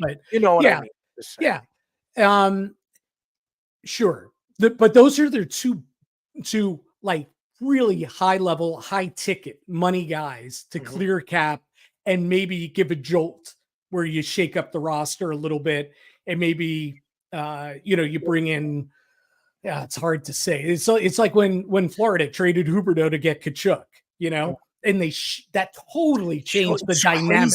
It's crazy how you mentioned that because I was talking to a Ranger fan, Josh Silverberg, and he said what changed the dynamic of the Florida Panthers becoming a Stanley Cup team was when they traded for Matthew Tkachuk. It changed everything for them. They had the talent, but Matthew kind of gave them that mean stride and that mean type of player that could skate, that could score, and that could take over games when need be. I think maybe that's what the Rangers need. They need a playoff guy that's going to show up every single playoff, no matter what, great season or no great season. He's going to go into the playoffs. Listen, I'll look at the past in the 90s. When you look at guys like Tony Amonte was a decent player in the regular season, but in the playoffs, he was a different beast. Chris Chelios was a great regular season player, but when he went into the playoffs, he was a different player. Phil Coffey, remember Phil Coffey? He was a great regular season defenseman, but in the playoffs with Edmonton and all the teams that he played with Detroit, he was a different player. These guys, for some reason, Mark Messier, he was a great regular season player, but in the playoffs, he was a different beast. He was a different player. You need to find those players. There are players in the league that can do that. How about this? Kachuk, not Matthew Kachuk, but Brady Kachuk over there in Ottawa. He looks like he's not happy over there. He's a great talent.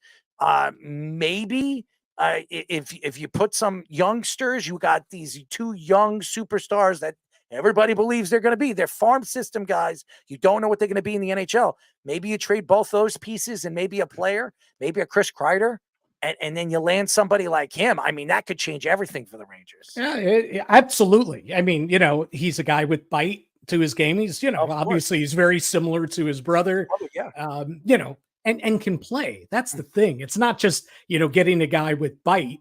It's a guy that can play. It's a highly skilled player. That's what makes Matthews so great. And Brady as well. So yeah, I mean that's an intriguing. Got to give a lot back for him. Ottawa's just not going to give him away. He's their best player, and I think he's their captain. He's their captain. Yeah. So to get somebody like that, you're going to have to give away those two young players that everybody keeps saying they don't want to trade. They don't want to trade. If Chris Drury wants to win next year, you bring in a Brady Kachuk. That tells the Ranger fans you want to win. And he's still young. Brady Kachuk is 23 years old, 24. He's a baby. You have a chance to put him with Panarin or put him with one of those guys, Lafreniere on both sides. I mean, you're talking about a dominant player on a very young line. So if I were the Rangers, that's where I look. Yeah, it's interesting. They Lafreniere may turn into that guy that we're talking about, right? They may have him already. They may have that guy there already. But I agree. They need to find somebody else. It might have to be on the back end. Like that guy with some snarl on the back end that is also capable of getting the puck up and out. Did they get pinned in their own zone? And they were so good in the regular season at, boom, boom, boom. Tape out. We're in the neutral zone. Get into, we're on our way. And they couldn't do it against Florida. They could not do it against Florida. They couldn't get that first pass to the next stick and get the puck out of the zone. They could not do it. And, they could be that the guys were just getting worn down. Could be that, Fox was, he was hurt, playing hurt. But they couldn't do it. And that's a big problem, so it started from their back end on up. And certainly, the forwards not holding up, the big rugged, Panther forwards as well. I'll give you a guy who I think is an intriguing guy that could be on the trade market. And I know Chris Drury was asked about him at the trade deadline and said, no, we're not dealing this guy. We believe in this guy. And it's a similar story as Lafreniere up until this year is Capo Caco. This is me. I just don't see it. I know the analytics typically are great on him. Puck possession, wins battles and all that. What I see is a big dude, big, strong guy with a lot of skill. He's got a lot of skill that controls the puck and just spins around in the corner, behind the net, in the corner, behind the net. Never comes out in front, shoots the darn thing, right? You know who he reminds me of, right?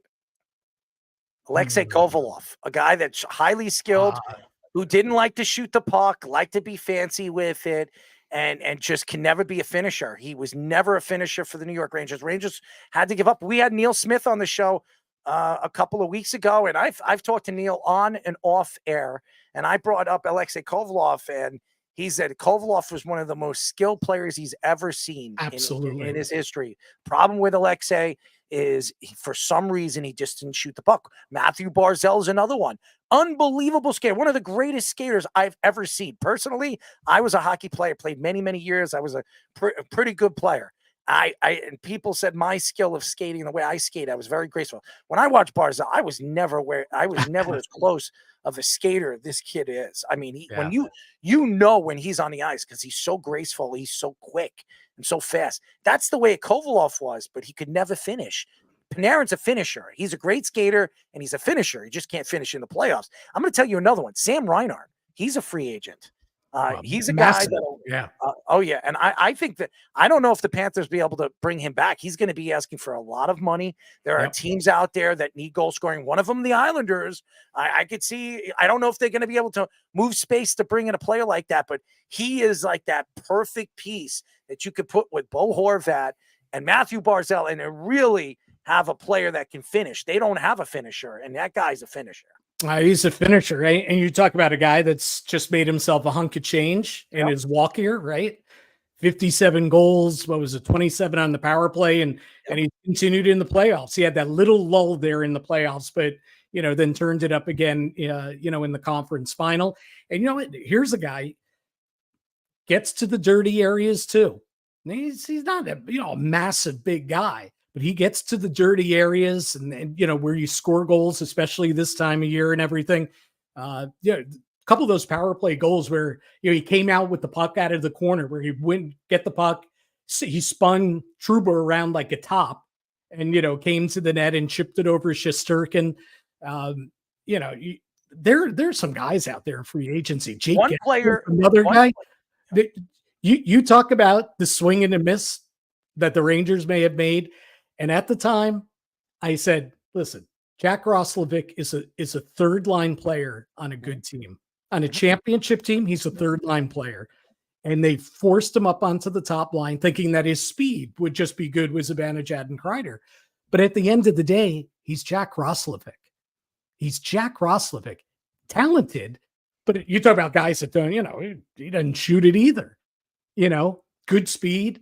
And that was a case. And you talked before about trading Othman or trading Gabe Perreault or trading their first round pick this year, which is the 30th overall pick. It was never going to be a high pick, but Drury clung to that first round pick. And I get it. I get about always thinking ahead and building the future.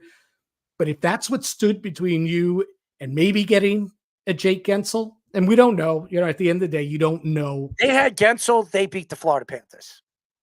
It would have been a heck of a lot easier because he knows how to score in the playoffs. If they had Jake Gensel, they beat the Florida Panthers. Guarantee it. I don't know about guaranteed, but I guarantee it would have helped. Look what he did with Carolina when he went over there. I mean, I thought he was the missing piece. They would not. Sometimes I understand what the Rangers are trying to do. I've known Chris. I played hockey with him. I played baseball with him. I know him. I know his personality. He's a very stubborn guy. He thinks that, these guys, they're going to come like Perreault and all these other guys are going to come into the NHL, Gabe Perreault, and they're going to be superstars. You don't know. And you don't want to trade those pieces, but you had a chance to win a Stanley Cup this year. You haven't won since 1994, and you had a chance to win this year. This might have been your best chance to go. You make that trade. If you think that trade is the meaning of winning a Stanley Cup or not, you make the trade, you take a chance, because then you become a god.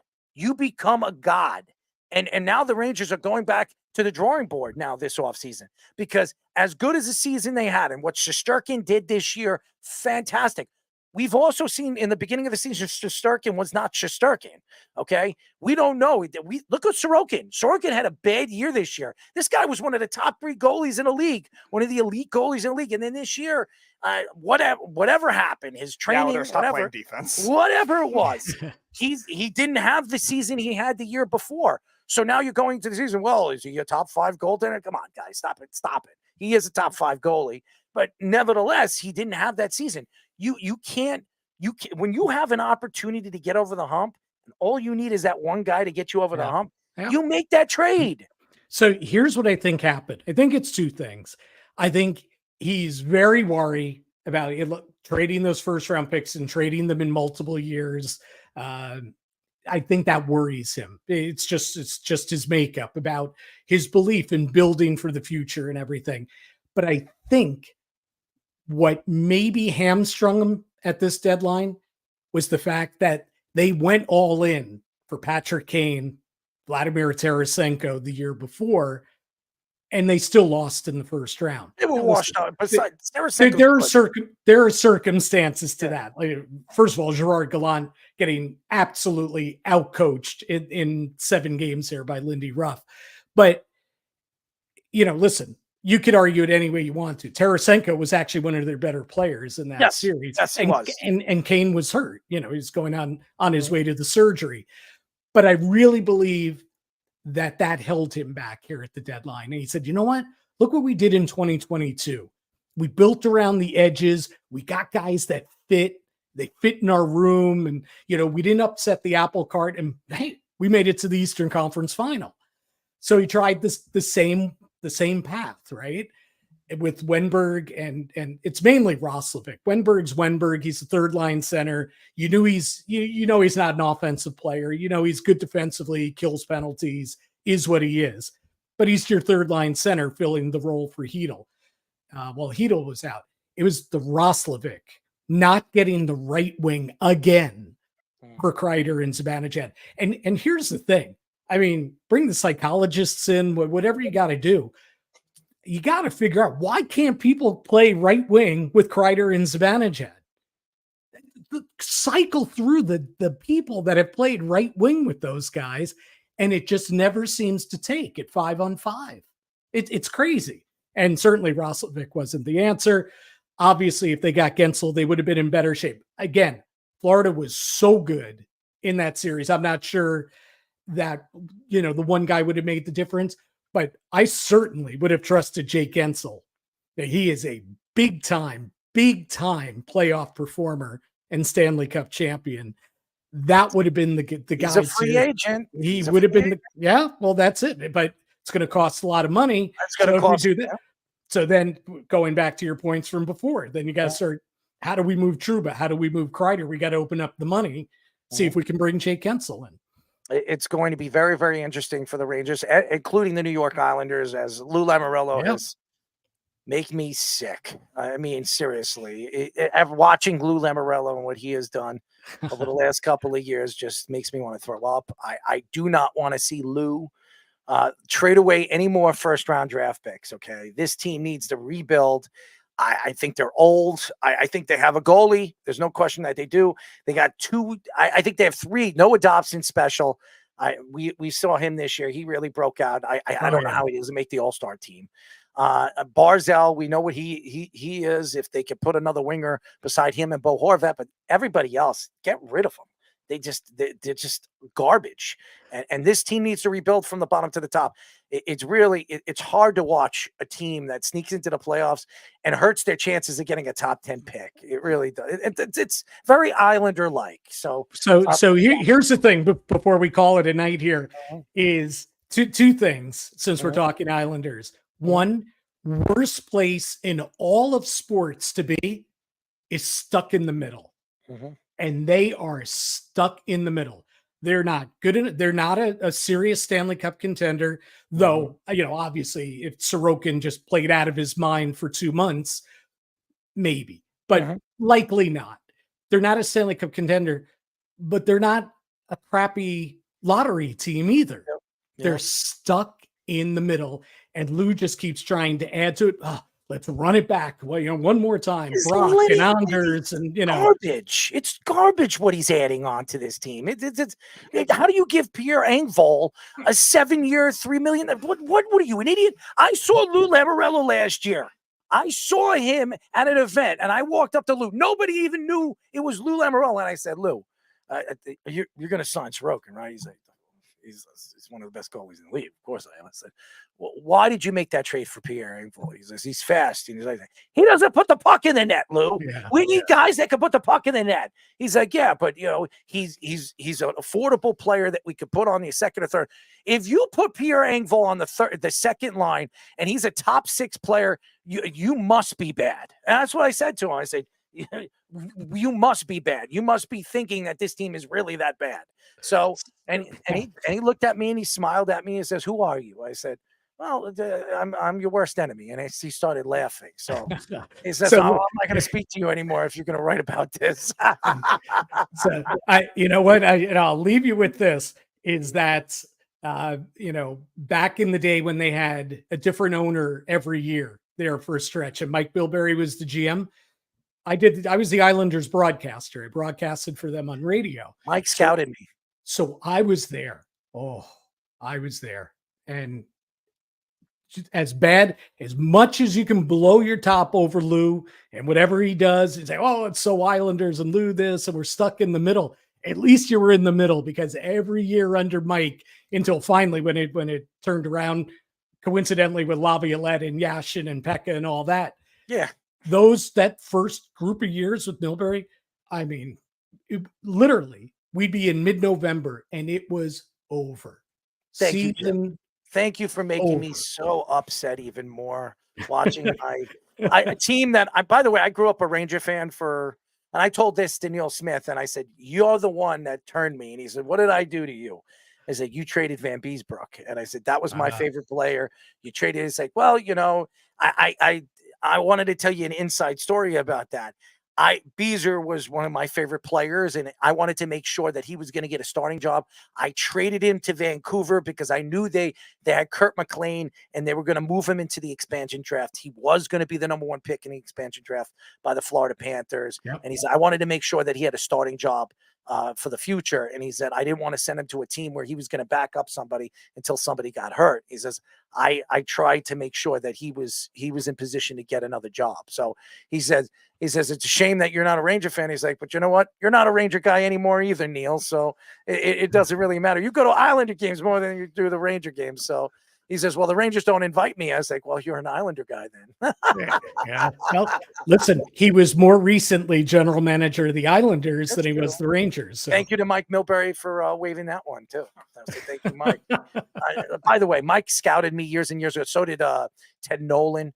Another guy very well respected in the league. 2 guys that were pretty much hated by many different people, but they loved me. Ron Wilson, the late great Ron Wilson, was another guy that scouted me when he was the Washington Capitals head coach and Team USA. So 3 guys that I'm not a big Milbury fan. He was a real prick. If you really want to know the truth, when I got a chance to speak to him 2 or 3 times when he was scouting me, he said some interesting things to me that I would disagree with him. But it was Mike Milbury at the time. Everybody else, I enjoyed having a conversation with. But we love you, man. We definitely would love to get you on the show again. Why don't we get you and Anthony on the show? That would be fun. I mean, you get to see me, go back and forth with Anthony. And if I could jump through a screen and sometimes want to choke him because of dude, every year we've had him on the show, he would tell me, oh, the Islanders are the worst team in the Metropolitan Division. The worst team in the Metropolitan Division. I'm like, Anthony, they're not the worst team in the Metropolitan. He's like, oh, man, what do they got? I was like, yeah. I was like, I bet you they're over the Rangers. And every single year except one that we have Anthony, that the Islanders had a better record than the New York Rangers. So Anthony, I think, is just afraid to come on the show because it gives the Rangers bad juju. That's what I think. I think that's what it is. I don't think he wants to come on because it's a juju thing. But one of these days, we're going to get him on the show. And boy, we're going to have he picked Philadelphia over the Islanders. He picked the Flyers to win the division at the start of the short year. Yeah, I'm looking at him. I'm like, what are you smoking over there? I mean, are you hanging out with Aaron Rodgers? I mean, seriously, I love Anthony, but he makes me laugh. He really does. But his takes are definitely elevates me to be a broadcaster even more when it comes to talking to hockey. That's for sure. Okay, Anthony hooked into football. He might start annoying you about the Jets. That's true. But I get all the guests annoying about the Jets anyway. That's true too. I mean, most people like to do that, but you know what? Hey, I being that I'm a broadcaster, just because I tell you my teams, I throw my teams under the bus just as much as anybody does on the show. So if my team sucks, they suck, and I'm going to tell you the truth. By the way, the Yankees won 5-1, and Gil pitched, what was it? Oh, he's 8-1 with a 1.82 ERA, which leads the league in ERA and second in the league in WHIP. This guy comes back from Tommy John's, and he's the best pitcher in the American League. It's crazy. But anyways, you're a fantastic Jim. Keep up the good work. We'll get you on very near future. Look forward to it. Thanks, boys. Jim Cerny, Forever Blueshirts executive editor. Fantastic. Oh, yeah. Really, really good. And he knows his Rangers. I mean, for all the Ranger fans that missed this interview, shame on you. Beav, where are you, man? What's going on with you over there? He's crying. I haven't heard from withdrawal, probably. I have not heard from the Beav in about a week. It's crazy. And who reached? I think Josh asked me, "Have you heard from the Beef? Is he mourning?" I said, "He probably is." He's not talking to me, that's for sure. I mean, but he's afraid. And most Ranger fans are afraid on how I'm going to attack them. But I honestly, I'm not going to attack the Ranger fans. All right, I'm just not going to do it. I'm going to be nice. I'm going to be a nice guy. At least I'm going to try to be nice. That's all I'm going to say about that. But emphasis on try. I'm going to try. All right, you fans out there, for all the fans that don't want to hear me out on that, shame on you. Anyways, Adam Schefter reports that Christian McCaffrey signed a 2-year extension with the 49ers worth about $19 million per year, which, by the way, makes him the highest paid running back in NFL history, by the way. McCaffrey had 2 years remaining on his previous contract with the Panthers worth about $14 million per year, but none of it is guaranteed. The extension will begin in 2026 season, and 24 of the $38 million will be guaranteed. McCaffrey will turn 28 years old on Friday, meaning he'll be 30 when the extension begins. McCaffrey won the Offensive Player of the Year last season with 1,459 yards, 14 touchdowns, and 564 receiving yards and 7 touchdowns. In 7 NFL seasons, McCaffrey has 6,185 rushing yards and 52 touchdowns and 4,320 receiving yards and 29 touchdowns. Christian McCaffrey right now is the best running back in the NFL. He is. Why he got $19 million is because the 49ers want him to know that they love him and they hope that he's going to put up the numbers he's going to put up for his second year in a row. They depend on Christian McCaffrey, in the running game. It opens up for the wide receivers. As dominant as Ayuk was this year, or Deebo Samuel when he does play, and even George Kittle, who is an all-world or tight end again this year, who I thought was the best tight end in football all season long. He really was. All around, he was as good as anybody. This team is going to run behind a guy like Christian McCaffrey. Christian McCaffrey takes over games. He's everything to the offense. And by the way, the one thing Kyle Shanahan likes to do is run the ball. If you look at Kyle Shanahan's numbers as far as the running game to offense, Kyle Shanahan, and I'm telling you, they have led or been a top 3 running game for the last 3 to 4 years. This has been as good a running game, even without Christian McCaffrey. This was the top running game as well. They've always had a good running game. Kyle Shanahan likes to run the ball. For some reason, he doesn't like to run the ball in the big game. I don't understand it. Makes no sense. But hey, that's why Kyle Shanahan doesn't have a Super Bowl under his, under his name. But again, this is a team that's going to be highly profiled, high offensive octane team that's going to run the ball, and then throw the ball. And Brock Purdy needs that running game. If Brock Purdy don't have it, he's not as efficient. If you look at Brock Purdy's numbers against good defenses and defenses that can stop the run, he's had a losing record. I think if I'm not mistaken, Brock Purdy is 1-3 against teams that have stopped the run against the 49ers. Which aren't many. So Brock Purdy wins the majority of his games because the running game is pretty damn good. And their offensive line with Williams, especially on that side of the ball. And Williams is getting older, so they're going to have to figure out what they're going to do on that offensive line in the very near future. So they're never a high draft pick team, so they're not going to get one of those top offensive tackles that you usually get in the top 10, top 12. So they're going to have to be a little bit more, smarter in the way they draft. Now, again, when you look at the 49ers, they're still the favorites to coming out of their division. They're still one of the favorites to coming out of the NFC this year. I want to see Brock Purdy in a second year at the top of his game, a full season, where he's going to be able to put up the numbers that he did. Teams understand how to play against Brock Purdy, and they understand how to stop the offense. You stop Christian McCaffrey, you stop the offense. It's pretty simple. Now, it's not pretty simple. It sounds simple. It sounds simple, but it's not simple, as we all know what Christian McCaffrey can do. But Christian McCaffrey over the years has been injury prone. He hasn't been injury prone for the 49ers in the 2 years he's been there, but in the majority of his career, especially with the Panthers, the guy has really played injured. So if they lose Christian McCaffrey, what are they going to do offensively? And they're paying him a lot of money. That's $19 million off their cap. next year. So if he can't produce and he can't do the things that he has been doing for the last 2 seasons, it's going to be a huge problem in the future. And as far as Justin Jefferson is concerned, another big contract, and I want to get into that as well.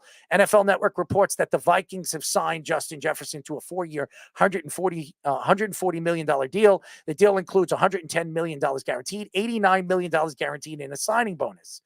Jefferson will get $35 million per year, surpassing Nick Bosa as the highest paid non-quarterback in the NFL. Jefferson is one of only 5 players to have 5,000 or more receiving yards in his first 4 NFL seasons. Among those, with Jefferson has 400 more receiving yards than the next highest player through a 4-year span. Jefferson is has only played 10 games last season because of a hamstring strain, but still had over 1,000 yards.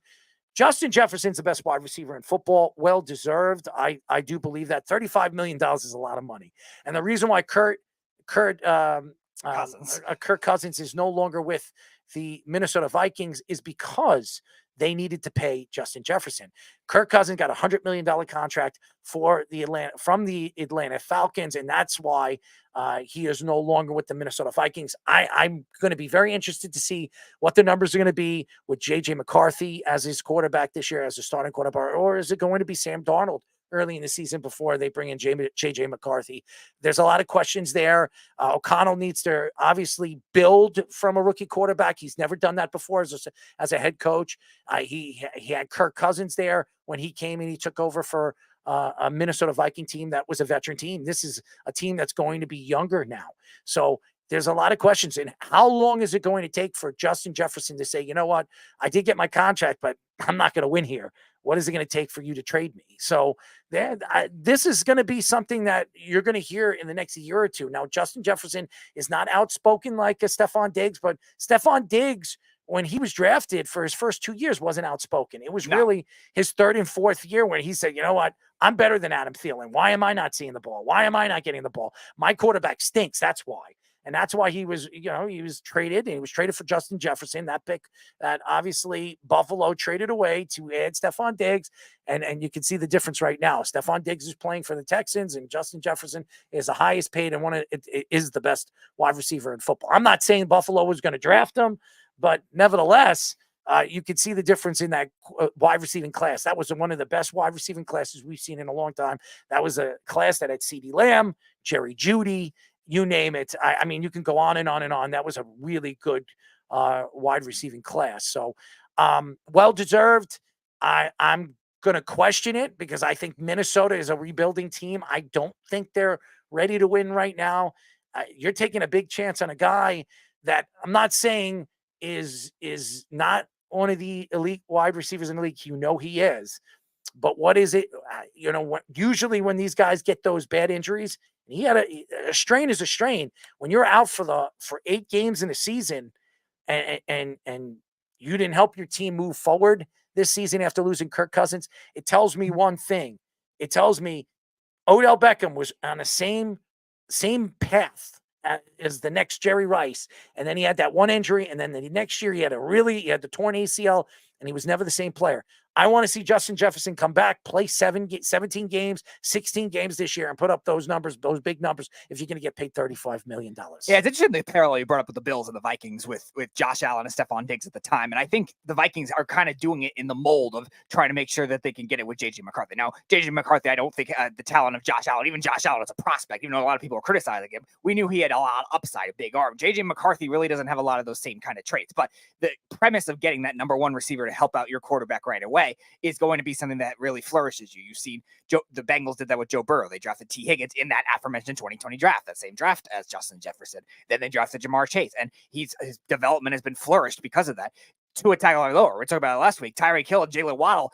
Once he got there, then his numbers started to go up. Before that, he had nothing. And same thing with Josh Allen. He was sort of Robert Foster and John Brown his first 2 years before they got Diggs. So I think the Vikings didn't want to take that chance. I like the move for that kind of thing. As far as the 49ers with McCaffrey, I think you look at the Brock Purdy, when somebody is injured in an offense, he's not the same quarterback. You saw that when Deebo Samuel got hurt, and McCaffrey got hurt in that same game against the Browns. He still played hurt.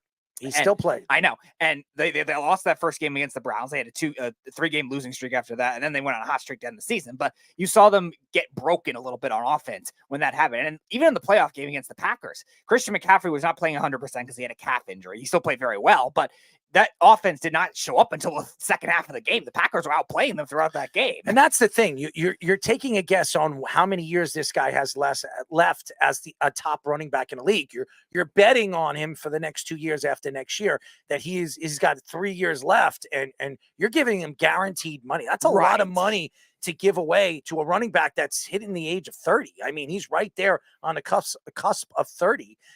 That's taking a big chance, but they believe in Christian McCaffrey. They believe that he's a big part of this team. If they're going to win a Super Bowl, he's got to be a part of it. There's a lot of questions. And is Kyle Shanahan the guy that lead them to the promised land? He's failed twice against the Kansas City Chiefs and Andy Reid. Is he going to do it again, or is he going to fail again if he gets them there? I don't know if they're the favorites coming out of the NFC this year. I don't even know guarantees. Yeah, I don't even know if they're the favorites of coming out of their division this year. So, and that's crazy to think, but hey, you know what? Anything's possible. As good as the 49ers are, they're in a division that there's a lot of questions, and there's a lot of what ifs. Now, again, the NFC is not it's not a good conference, right? But that conference, with Minnesota's conference with the Green Bay Packers and with the Chicago Bears, I think Chicago is going to be fun to watch this year. They have a tremendous amount of offense.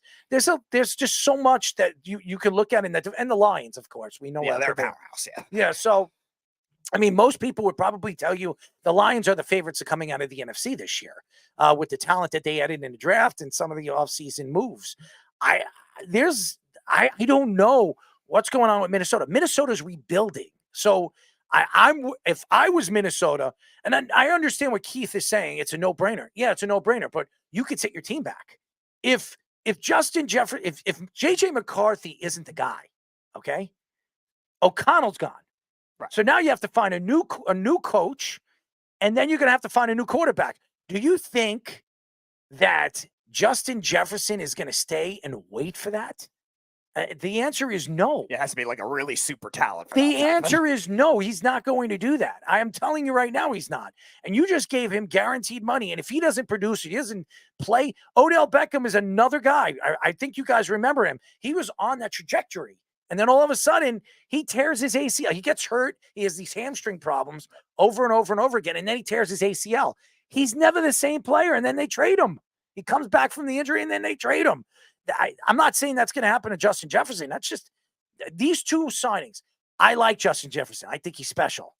But maybe you would have better if you're starting with a new young quarterback and you're a rebuilding team, and that's what I think the Minnesota Vikings are. They're a rebuilding team. I think you trade Justin Jefferson. You get back a ton of draft stock because there is nobody on that team that you're going to get more for. Justin Jefferson, you get 3 first-round draft picks for him. Yeah. That's how good he is. He changes everything for your team. I think you move Justin Jefferson if you're rebuilding with a young quarterback, and you still have guys. You still have the kid that got from USC, right? He went to USC. Yep. Yeah. He also played for Pitt before that. Yep. Right. So you have the kid from USC. You have some pieces. You have a good tight end. You rebuild that way. You have a running back, a good running back from Green Bay. So Jones. So you have pieces. And you trade Justin Jefferson away, and you stock up on draft stock and try to rebuild around the young quarterback. That's what I would have done, because I don't think they're a win now team. And I think I'll tell you this: New England would have given you 3 first-round draft picks. They're looking for a wide receiver. There are other teams that are looking for top-end wide receivers. I mean, the Giants probably would have given you up 3 first-round draft picks for Justin. The Chargers were reportedly close. They were going to trade the 5th overall pick and something else for Justin Jefferson. And I don't think they would have done 3 first-round picks, but the Vikings 2 first and a second. Yeah, the Vikings. The Vikings, I think, were trying to do that because they really wanted Malik Neighbors, allegedly. So they were going to trade Jefferson for the 5th overall pick and a couple other picks. Was one of the rumors last week. That was interesting. So it's interesting to think what that quality would have been for that kind of haul back, and would they spend it all on wide receivers? Like you said, they still need a little more on defense too, and it's interesting to see, because you saw that with the Rams when the Rams drafted Jared Goff. He had nobody to throw to. And Carl said now that they locked him up, maybe they trade him, and that's a good point. Maybe that does happen. That's a good point. by Carl. I don't know what they feel about Justin Jefferson, but I'm going to tell you this right now. They are rebuilding. I don't care what anybody says. They have talent. They're offensive line. They have good young players. That's great. You have a rookie quarterback, and you have Sam Darnold. You're not winning with those two guys. I know J.J. McCarthy could be C.J. Stroud. Who knows? I mean, we've heard, Jim Harbaugh come out and say that he's special, but that doesn't. And by the way, I made the point first. LOL. I understand. Whatever it is. I don't know what you meant, Carl. Keith. Okay, you made the first point. Whatever the case, whoever made the first point. The fact is, if you sit back and you wonder, is the Minnesota Vikings going to move forward with Justin Jefferson? They probably, if you look at the team and the organization, you're probably going to say no. I don't see Justin Jefferson being a part of that organization after this year. I think they move him. And if he has a good season, he has an unbelievable season, 1,600 yards, and he could, I'd move him. I get as much as I possibly can back for him. I'd rebuild. Even the Green Bay Packers would be a team that would give away a ton of young talent to bring in a guy, Justin Jefferson's talent. So that's the way I would go if I was Minnesota. If I was a GM right now, and I'm not the Beav who wants to be the Cowboys GM, but if I was, I would say, you know what? Get Justin Jefferson, show the teams that he's healthy, that he's 100% healthy this year. Let him put up his numbers no matter what. Let him get his 15 catches a game. And then you trade him and you get as much as you possibly can for him. It makes sense. And maybe that's why they couldn't pull the trigger on that kind of thing, was because maybe teams were down on him with the injury concerns, playing only 10 games. He was playing hurt a lot even when he came back, because the Vikings were still somewhat in contention, but again, they weren't going to go anywhere with the way the Packers played in the second half of the season, all the quarterbacks they were rotating through. So maybe they didn't get that kind of value. So maybe they're thinking, all right, we'll go forward with them this year, see where the rest of the division progresses. As if J.J. McCarthy plays just as well as somebody like Jordan Love, maybe the Vikings are still there, because the Vikings defense is not that much worse than the Packers. The Packers defense still has question marks as well. The Lions are going to be the powerhouse, though, in that division. We know they're going to be the powerhouse. You don't have to mention it and speed it up, Speedy. Anyways, Fish, your thoughts right now of this move? I'm not saying I don't like it.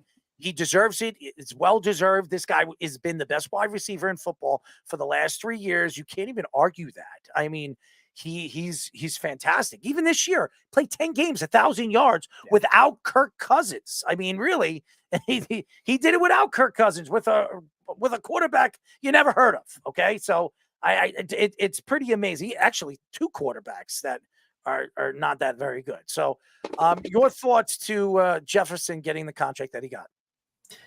We talked about the LSU guys that since Odell, we brought him up at the beginning of this conversation. We have all these guys. Neighbors is the new one with the Giants now. There's a big pedigree and there's a lot of production. Odell was hurt. He wasn't the same guy anymore. But for those first 3+ years, he was elite. Eli fell off some at that point. I don't think it was Eli falling off to the point that made Odell bad. I think Odell's injuries did it to him. I don't think you compare to Odell, though. I think you compare to Randy Moss. Because Randy Moss, the Vikings, also similar to trajectory, that elite at the beginning of their careers. But Randy Moss then went to the Oakland Raiders, where they didn't have a quarterback, and was irrelevant for the next, to use Speedy's favorite phrase, for the next couple of years. Why would you give all this money to the shiny piece before you've taken care of the engine and foundation? It's the same argument we had with paying Saquon Barkley, Speedy.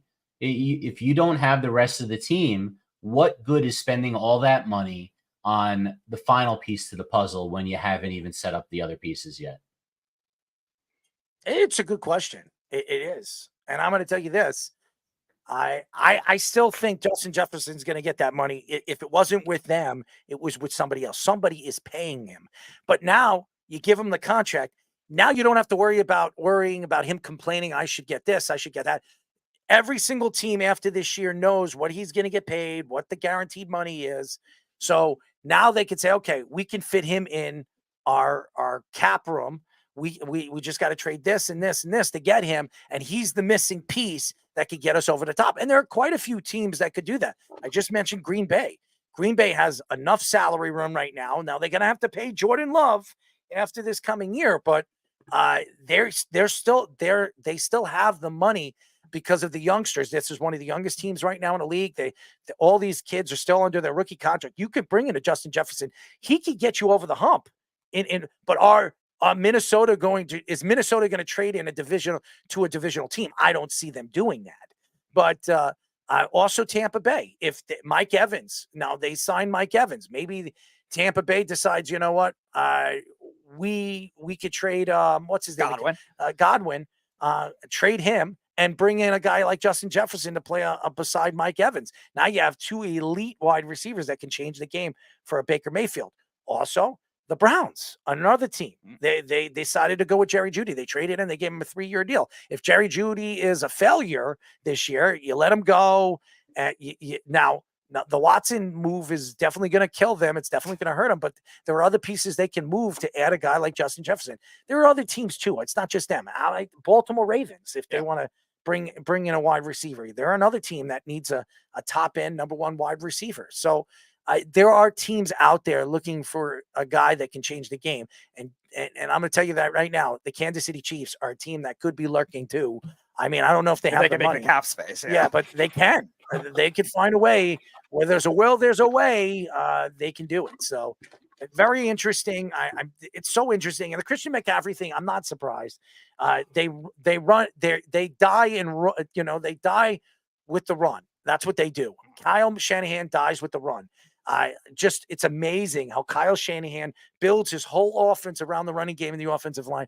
And then in the playoffs, especially in the Super Bowl, in the second half of that, and I said it, he stops running the ball. It doesn't make sense. It never does. But that's the Shanahan way. Scoops, what are your thoughts? I mean, obviously, these moves, do you like these moves? With the Justin Jefferson move, so I mean, talking to your mic, bring your mic on. So with the Justin Jefferson move, Justin Jefferson, like you said, an amazing wide receiver. Every single year that they've had him, he's been amazingly productive for the team. But now I want to kind of carry off something that Fish said. If you're not QB ready, if you still have like certain holes to fill, I wouldn't really rush it.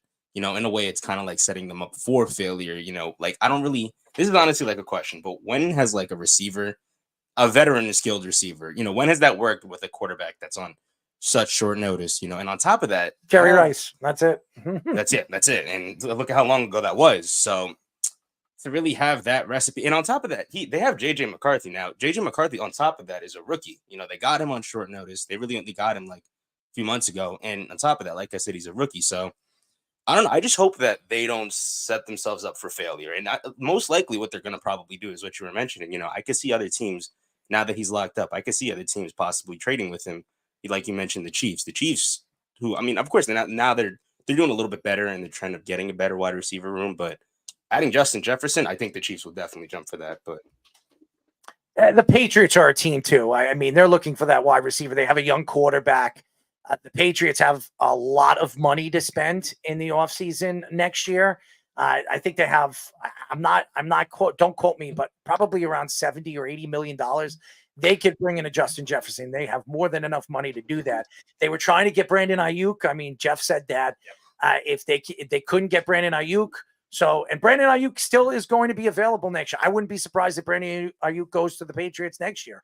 But if they can't get Brandon Ayuk, he wants to go somewhere else, or a Higgins, or something of that magnitude, why not bring in a Justin Jefferson? Justin Jefferson is a perfect piece to bring in with a young quarterback. And by the way, still fairly very young. He's 25 years old. He's got another probably 6 good years left, maybe even more than that, if he can stay healthy. So it's going to be very, very interesting to see what Minnesota does. And O'Connell, he's got a lot of pressure. He's got a big X on his head now, because if JJ McCarthy fails, and we're gonna know right away early, because usually, I know everybody says it takes 3 years, but come on, every good quarterback, every decent quarterback usually shows something in his first year. Like, wow, that was a great throw. That looked really good. Even Trevor Lawrence. Recently. Yeah. I mean, you look at Bryce Young, there was glimpses of greatness. I mean, this year, there were a couple of games like, wow, he made some friggin' great throws in that game. he just doesn't have weapons around him. Decision making. Yes, but I'm just saying he had glimpses of greatness, and people showed it. I mean, if I don't know if you go on YouTube, you watch videos and stuff like that, it stands out. You could see the talent, and if you put the right pieces, you put the right coach around him, he'll succeed. Zach Wilson, you knew he was going to fail. Okay, I'm just mentioning he's just one of them. I mean, when you watch, and I'm bringing up players that really stood out to me. Blake Bortles, you knew he was going to fail. Okay, I'm just bringing up quarterbacks that pop into my head that I just knew they were going to fail. Christian Ponder. Yeah, Remember Ponder? Christian Hackenberg. Christian Hackenberg. I knew he was going to fail. I mean, just by the way he was throwing the ball, and when I saw him play, and why I saw him practice, he didn't have it. Okay, so I mean, even Andy Dalton, as good as of a career that he had, he was more of a second tier quarterback. I didn't think he was any good. They put him around a very good defense. Lewis, who's a very good coach, and they put pieces around him to succeed. They gave him weapons to succeed with, and always a good running game. Insane amount of talent on that. Yeah, That's similar to Teddy Bridgewater. I mean, he only had that one good. I thought Teddy. He had that bad injury. If Teddy Bridgewater never broke his leg the way he did, I think Teddy could have become an elite quarterback. I thought Teddy Bridgewater was a good player. The past that afterwards, though, he was only really like a backup. Afterwards, he was that. Well, he never really had a big arm, so I don't think any team really would give him a chance. And he tried with he was a Broncos gimmick. and the Panthers. Oof. He was more of a running, mobile gimmick quarterback. That's what he was. I mean, but he can make throws, and he was accurate. He just didn't have a very strong arm. He came from Louisville. Another quarterback that came from Louisville was very successful is Lamar Jackson. So Louisville knows how to, obviously, build quarterbacks. There's a lot of thought to where these guys are going to be in the future, and again, I don't see a Justin Jefferson with the Minnesota Vikings in the next 2 years. I think he goes elsewhere. I think this is a good move for them because now teams can look at it and say, okay, we don't have to give him any more. He's the highest paid wide receiver as of right now because Jamar Chase is going to break that. I believe that, and especially if he has another good year with Joe Burrow, which I expect him to. But I think he's happy with $35 million a year and the guaranteed money that he's getting. So I think there'll be teams out there that'll be willing to trade pieces away to land him. So I think it's very, very interesting. Another story before we go, which we never got into, and I wanted to get into it last. Pro Football Hall of Famer Larry Allen passed away suddenly at the age of 52 while on vacation with his family in Mexico. Allen was a member of the All-Decade Team, 1990 from 2000s, and was an 11-time Pro Bowl player and a 6-time first-team All-Pro player. Allen played with the Cowboys from 1994 to 2005 and was on the last of their 3 Super Bowl teams in the 90s. Allen was inducted into the first as a first ballot Hall of Famer in 2013. Allen was tied for 5th most Pro Bowls and 7th most All-Pro appearances among offensive linemen. The cause of death remains unknown. Obviously, Allen was a heavy guy. He was a big man.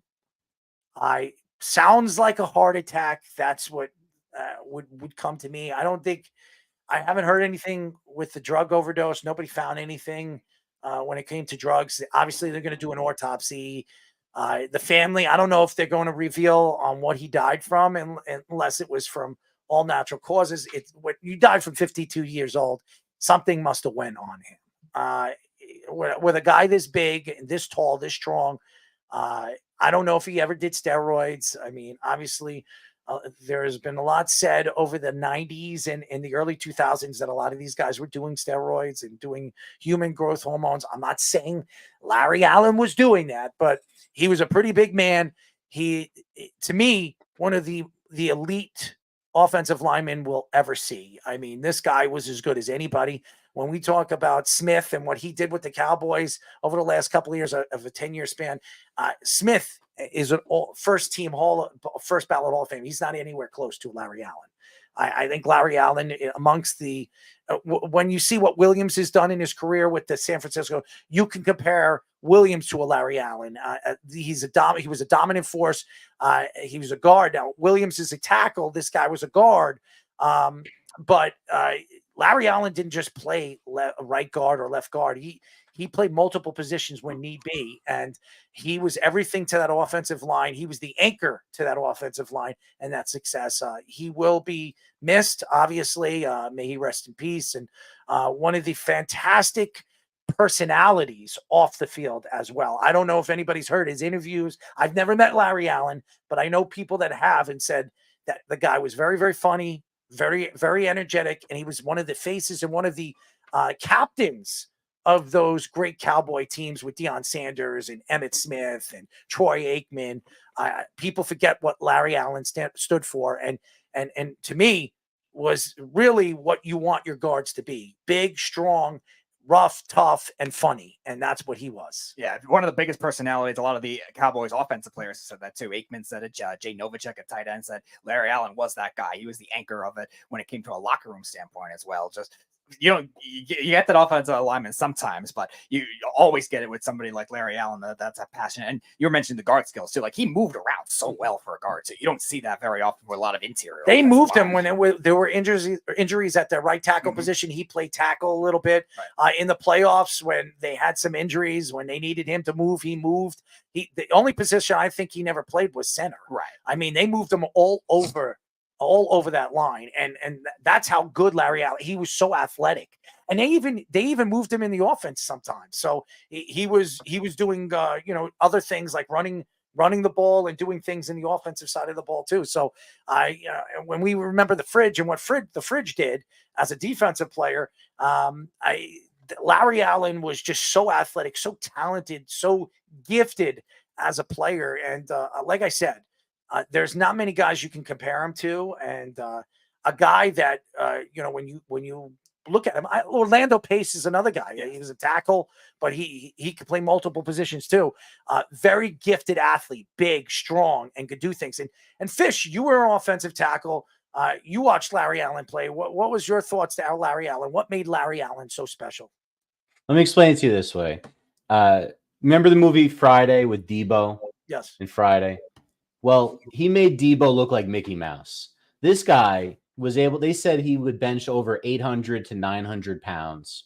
When you watch him at around I think he was around 6'5", 340, something like that, playing weight, was fast as a cat, probably the best run blocker, maybe of all time, of any offensive line position. He was that good. I mean, we had some clips of him pulling on counter tray. We had some power stuff. Anything he did where he had to kick you out. What are you going to do to stop that freight train? He was unstoppable. Everyone, including all the greats, where no one would mess with Reggie. Reggie White couldn't deal with him. Famously, he was too strong for the greats. And when you have something like that, even guys like Deion, even guys like Michael Irvin, they all respected him. And it probably held that team together to have a guy like that, where it was like, that's just the big boss. That's the guy. Like, they have him. Let me tell you something. Emmitt Smith wouldn't be Emmitt Smith without Larry Allen. Okay. No way. Remember how much John Madden loved him too? Mm-hmm. As a kid, I remember how many offensive linemen in the 90s did you really know? I mean, growing up, like Larry Allen was one of the maybe 2 or 3. He was that guy because Madden would talk about him all the time. He would just giggle at how good he was. And when you got John Madden being a fanboy for you, that's a pretty good thing. For an offensive lineman. Yeah. And Madden did mention him a lot. He definitely did. And there were other good running. I mean, Anthony Munoz, another guy that I think Munoz was the greatest tackle to ever play the game. I really think that he stood out for, at the tackle position, but Madden loved him too. So, and John Madden, may he rest in peace as well. It's sad. 52 years old, didn't even really have a second part of his life. He's only 10 years older than me.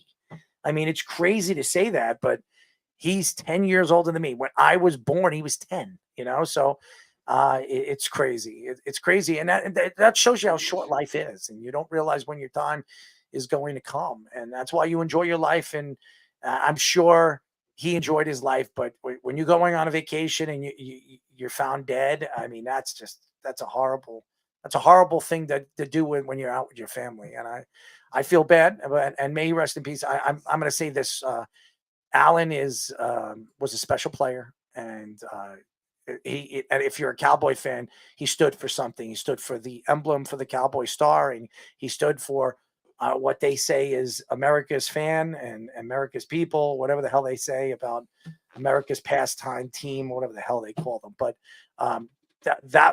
one of the main reasons why the Cowboys were so dominant was because of that offensive line. It's one of the greatest offensive lines in history, and one of the main reasons why, Larry Allen. So may he rest in peace. One more story before we go. Keith sent me this. LeBron James proud of Kyrie Irving, but misses former partnership. And I'm not going to read this story because I could just I could just see what LeBron James is trying to do here. Okay. LeBron is a free agent this year. Now, he can go anywhere he wants. Now, I do not believe he's going to Dallas, and that would be pretty funny if he did. But I don't see him going to Dallas. But it's funny when he brings up a guy like Kyrie Irving. When Kyrie Irving has come out and said that LeBron James is the greatest leader he's ever played with.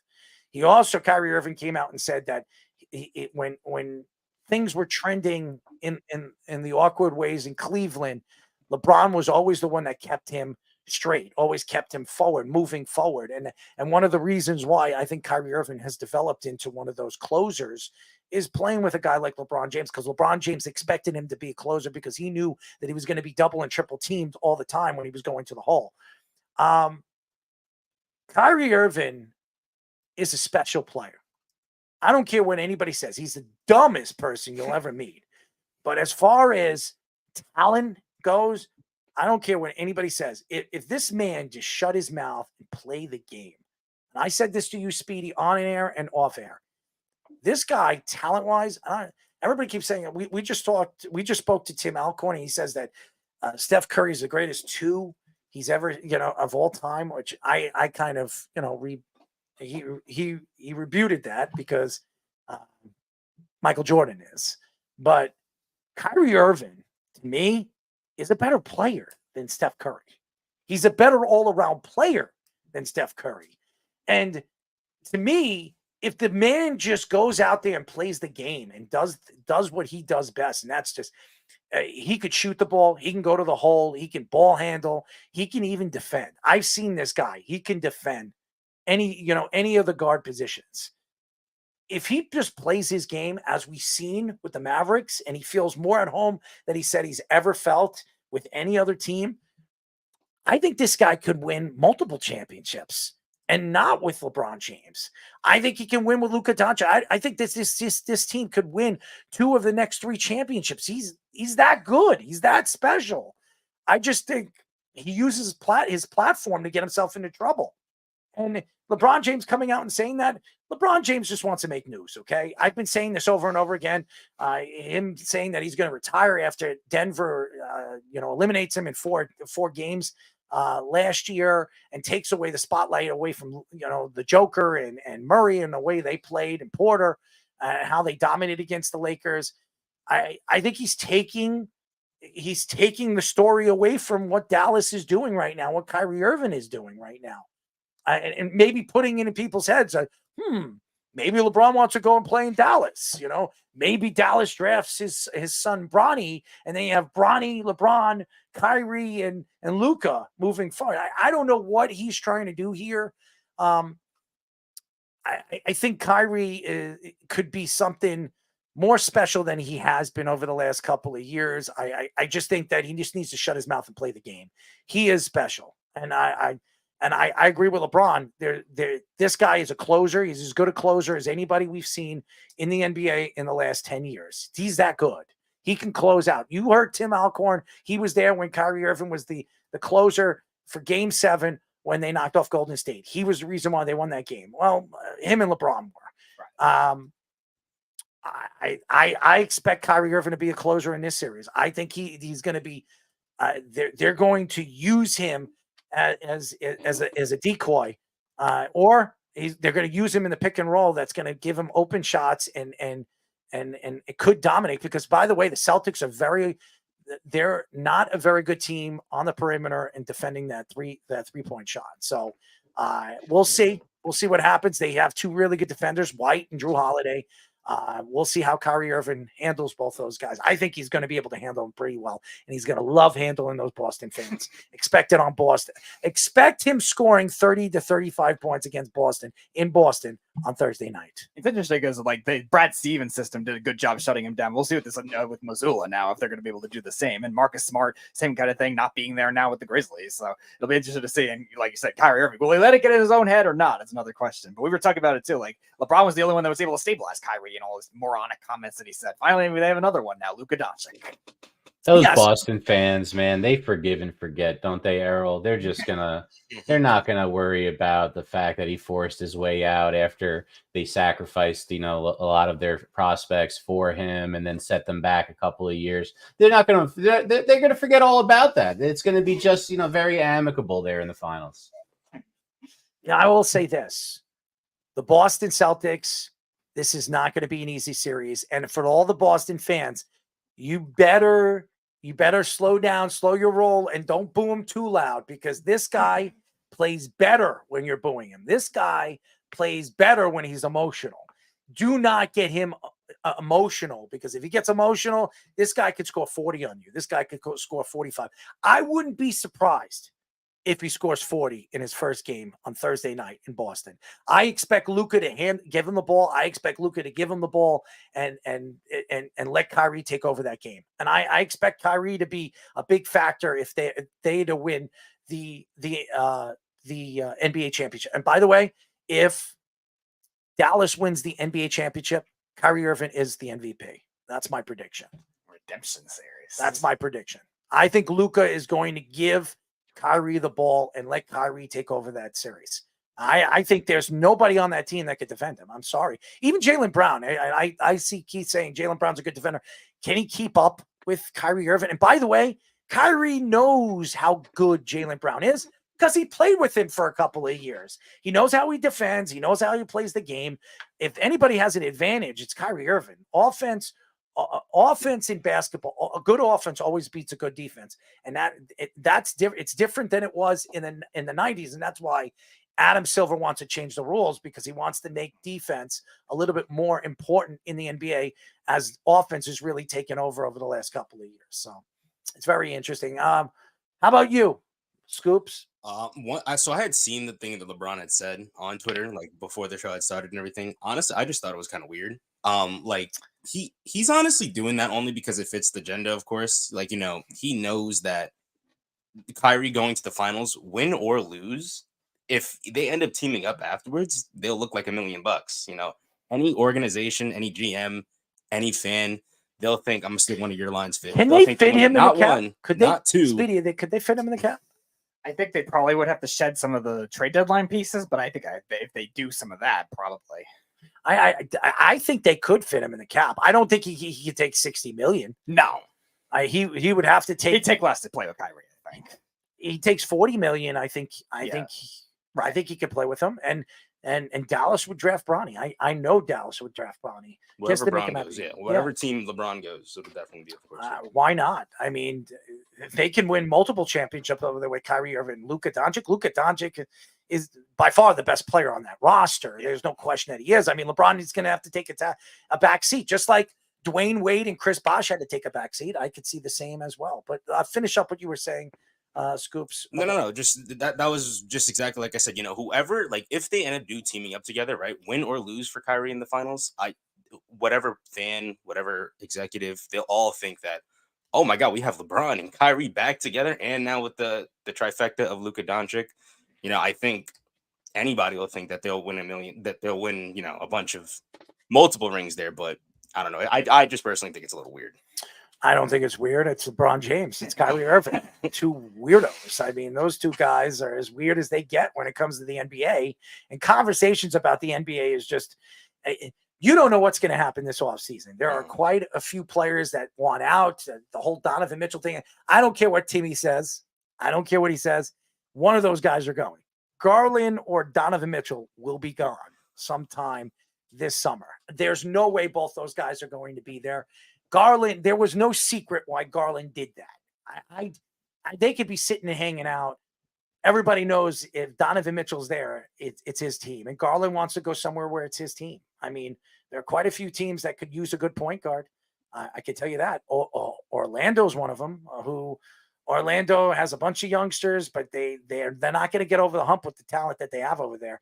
They bring in a guy like Garland over there to play with some of the young players that they have over there. I mean, Orlando made the playoffs this year. I think they can make a run. So there's other teams that could use a good point guard as well. So interesting. I mean, I think the Lakers need to start moving pieces. Anthony Davis could be on his way out. We've heard the Pelicans are looking to move somebody, maybe one or two guys. I don't think Williamson is going to be moved, but Ingram could be one. He's Ingram is going to be moved, yeah. He's a guy that a lot of people think could be a star in this league.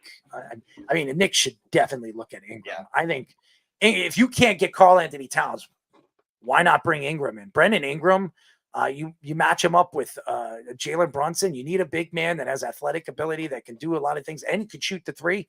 Brendan Ingram's that kind of guy. I think he'd be a great fit with the Knicks. It's good for both of them. It's good for both of us, right? For both of us. You finger up your ass. 2 for 2 tonight, Scoops. Speedy, is it good for both of us if you stick a finger in your ass? Scoops, don't play the sound. You'll break your perfection streak. That's true. I mean, I want you to slide it right in. I would slide it right in. That one was a little more applicable. Oh, What we were talking about. would you slide it right in for me, Speedy? No. Okay. I'm just asking you. It's good for me. I can tell. Enjoy. What was that? Enjoy. Enjoy. Screaming. Enjoy. Enjoy. You like the gobbling goober? It's smothering. Smothering. Oh, I like that picture. There we are.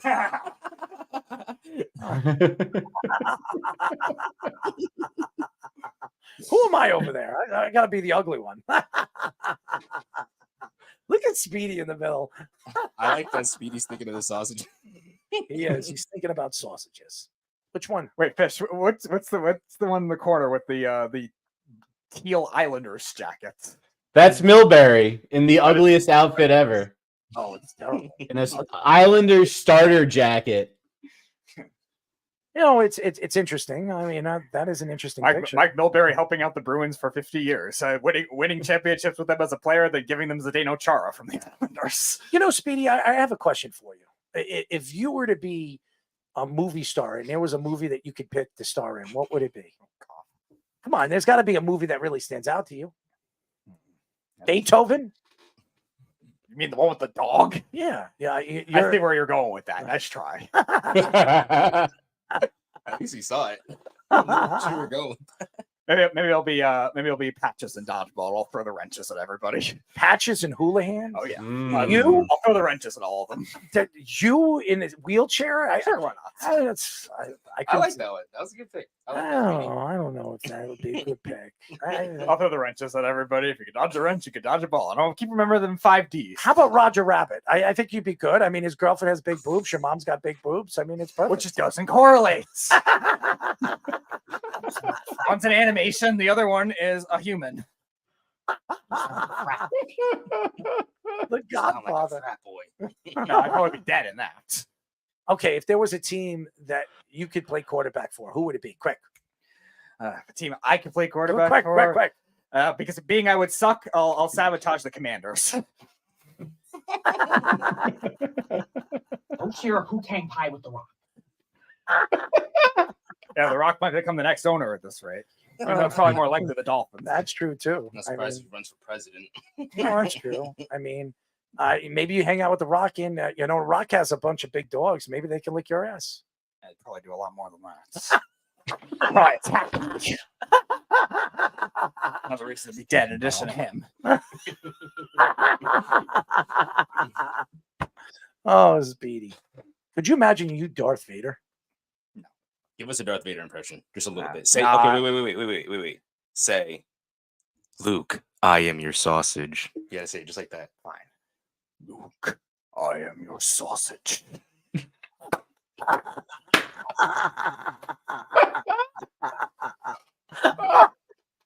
Luke, I want your sausage. Say that one. Do that one. Do that one. Luke, I want your sausage. Probably didn't exist on that planet, but okay. Oh man, Speedy Pete. He is 1 in a million. There's no doubt about that. Definitely the dark side of the force over there. Yeah, Definitely. or you could be Pink Floyd, the dark side of the moon. Or you can see the rear end on the other side. And of course, you went there. What was that? You gotta hear this already. The hell is ass cheeks?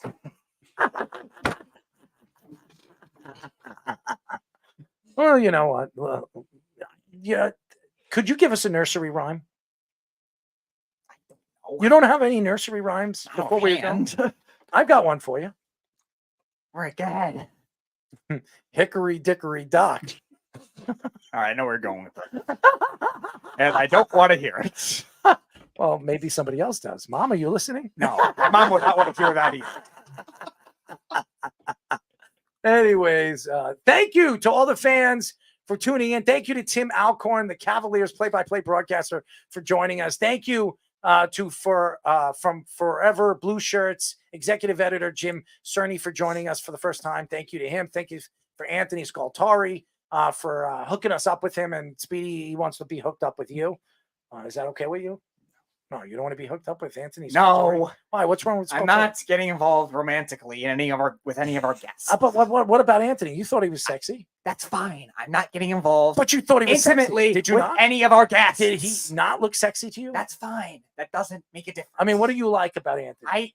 What do you like? About Is it his voice? Is it his eyes? Yes. Yes, his voice, right? Yes. Does he have that sexy voice that if he was in the bedroom with you, he'd just arouse you? No. You sure? I mean, you like? They don't correlate. What do you mean they don't correlate? If he's in a room, he's like, I don't care. Come over here. Let me show you my stick. What do you think? That would be weird. What? He's going to show you his stick. Okay. I believe. All he wants you to do Thank is you. sign it. That's all he wants you to do. He wants That's you to weird. sign it. What? Sign his stick? Yes. Why? What's wrong with you signing? I'm his not stick? writing on somebody's body. 99% of the world would too.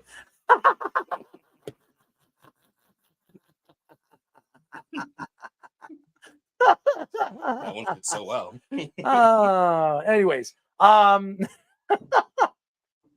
thank you to all the fans. Thank you very much. We'll be back on Thursday. No show on Wednesday, so we're doing it every Tuesdays and Thursdays. Speedy, who do we have on as a guest? All right, 8 o'clock, we will have a new guy, fan-sided content creator, Josh Hill. He's predominantly NBA, but does a lot of other things as well. Big Minnesota Timberwolves fan as well. Very happy with their season, even though they lost in the Western Conference Finals. So he'll be on at 8, and then returning the show. It's been a while since he's been on at 8:30. Lake McCree, USC tight end we had on years ago, and I believe before his freshman year at USC, he had a pretty decent season for them, almost 300 yards and a touchdown for them last year. In an offense, not really a tight end-centric offense with Lincoln Riley. We got to play with Caleb Williams. Might be this coming year. Yep, and we had him on. I believe he was a big Laker fan as well. You had some basketball discussions with him, I believe. Yeah, and he'll be a draft pick next year. Yep. So that'll be fun, and we actually like him. He's a funny kid. He's good. He likes to laugh, so he does like to laugh. So you guys will enjoy the interview. So it'll definitely be fun. Again, we'll be back on Thursday. By the way, we'll have some new content out there. And guys, check us out.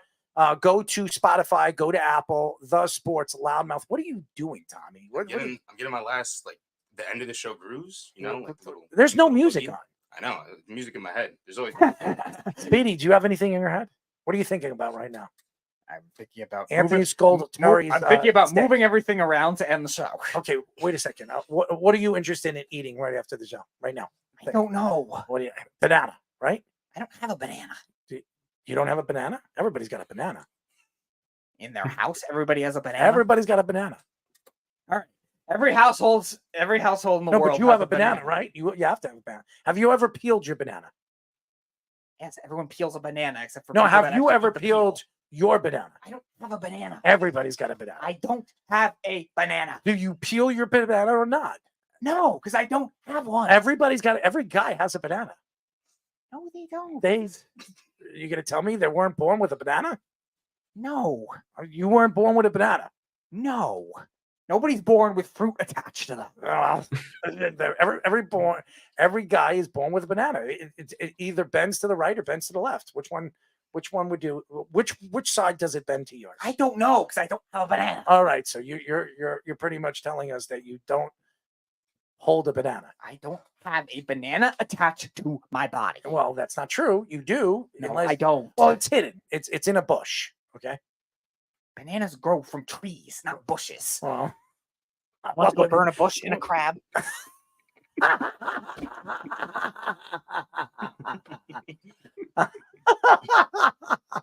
Anyways, we'll be back on Thursday, ladies and gentlemen. Until then, this is Zero Mark, Speedy Petey, Mr. Fish, our executive producer, and Mr. Scoops saying goodnight. We'll talk to you then. Good night, everybody.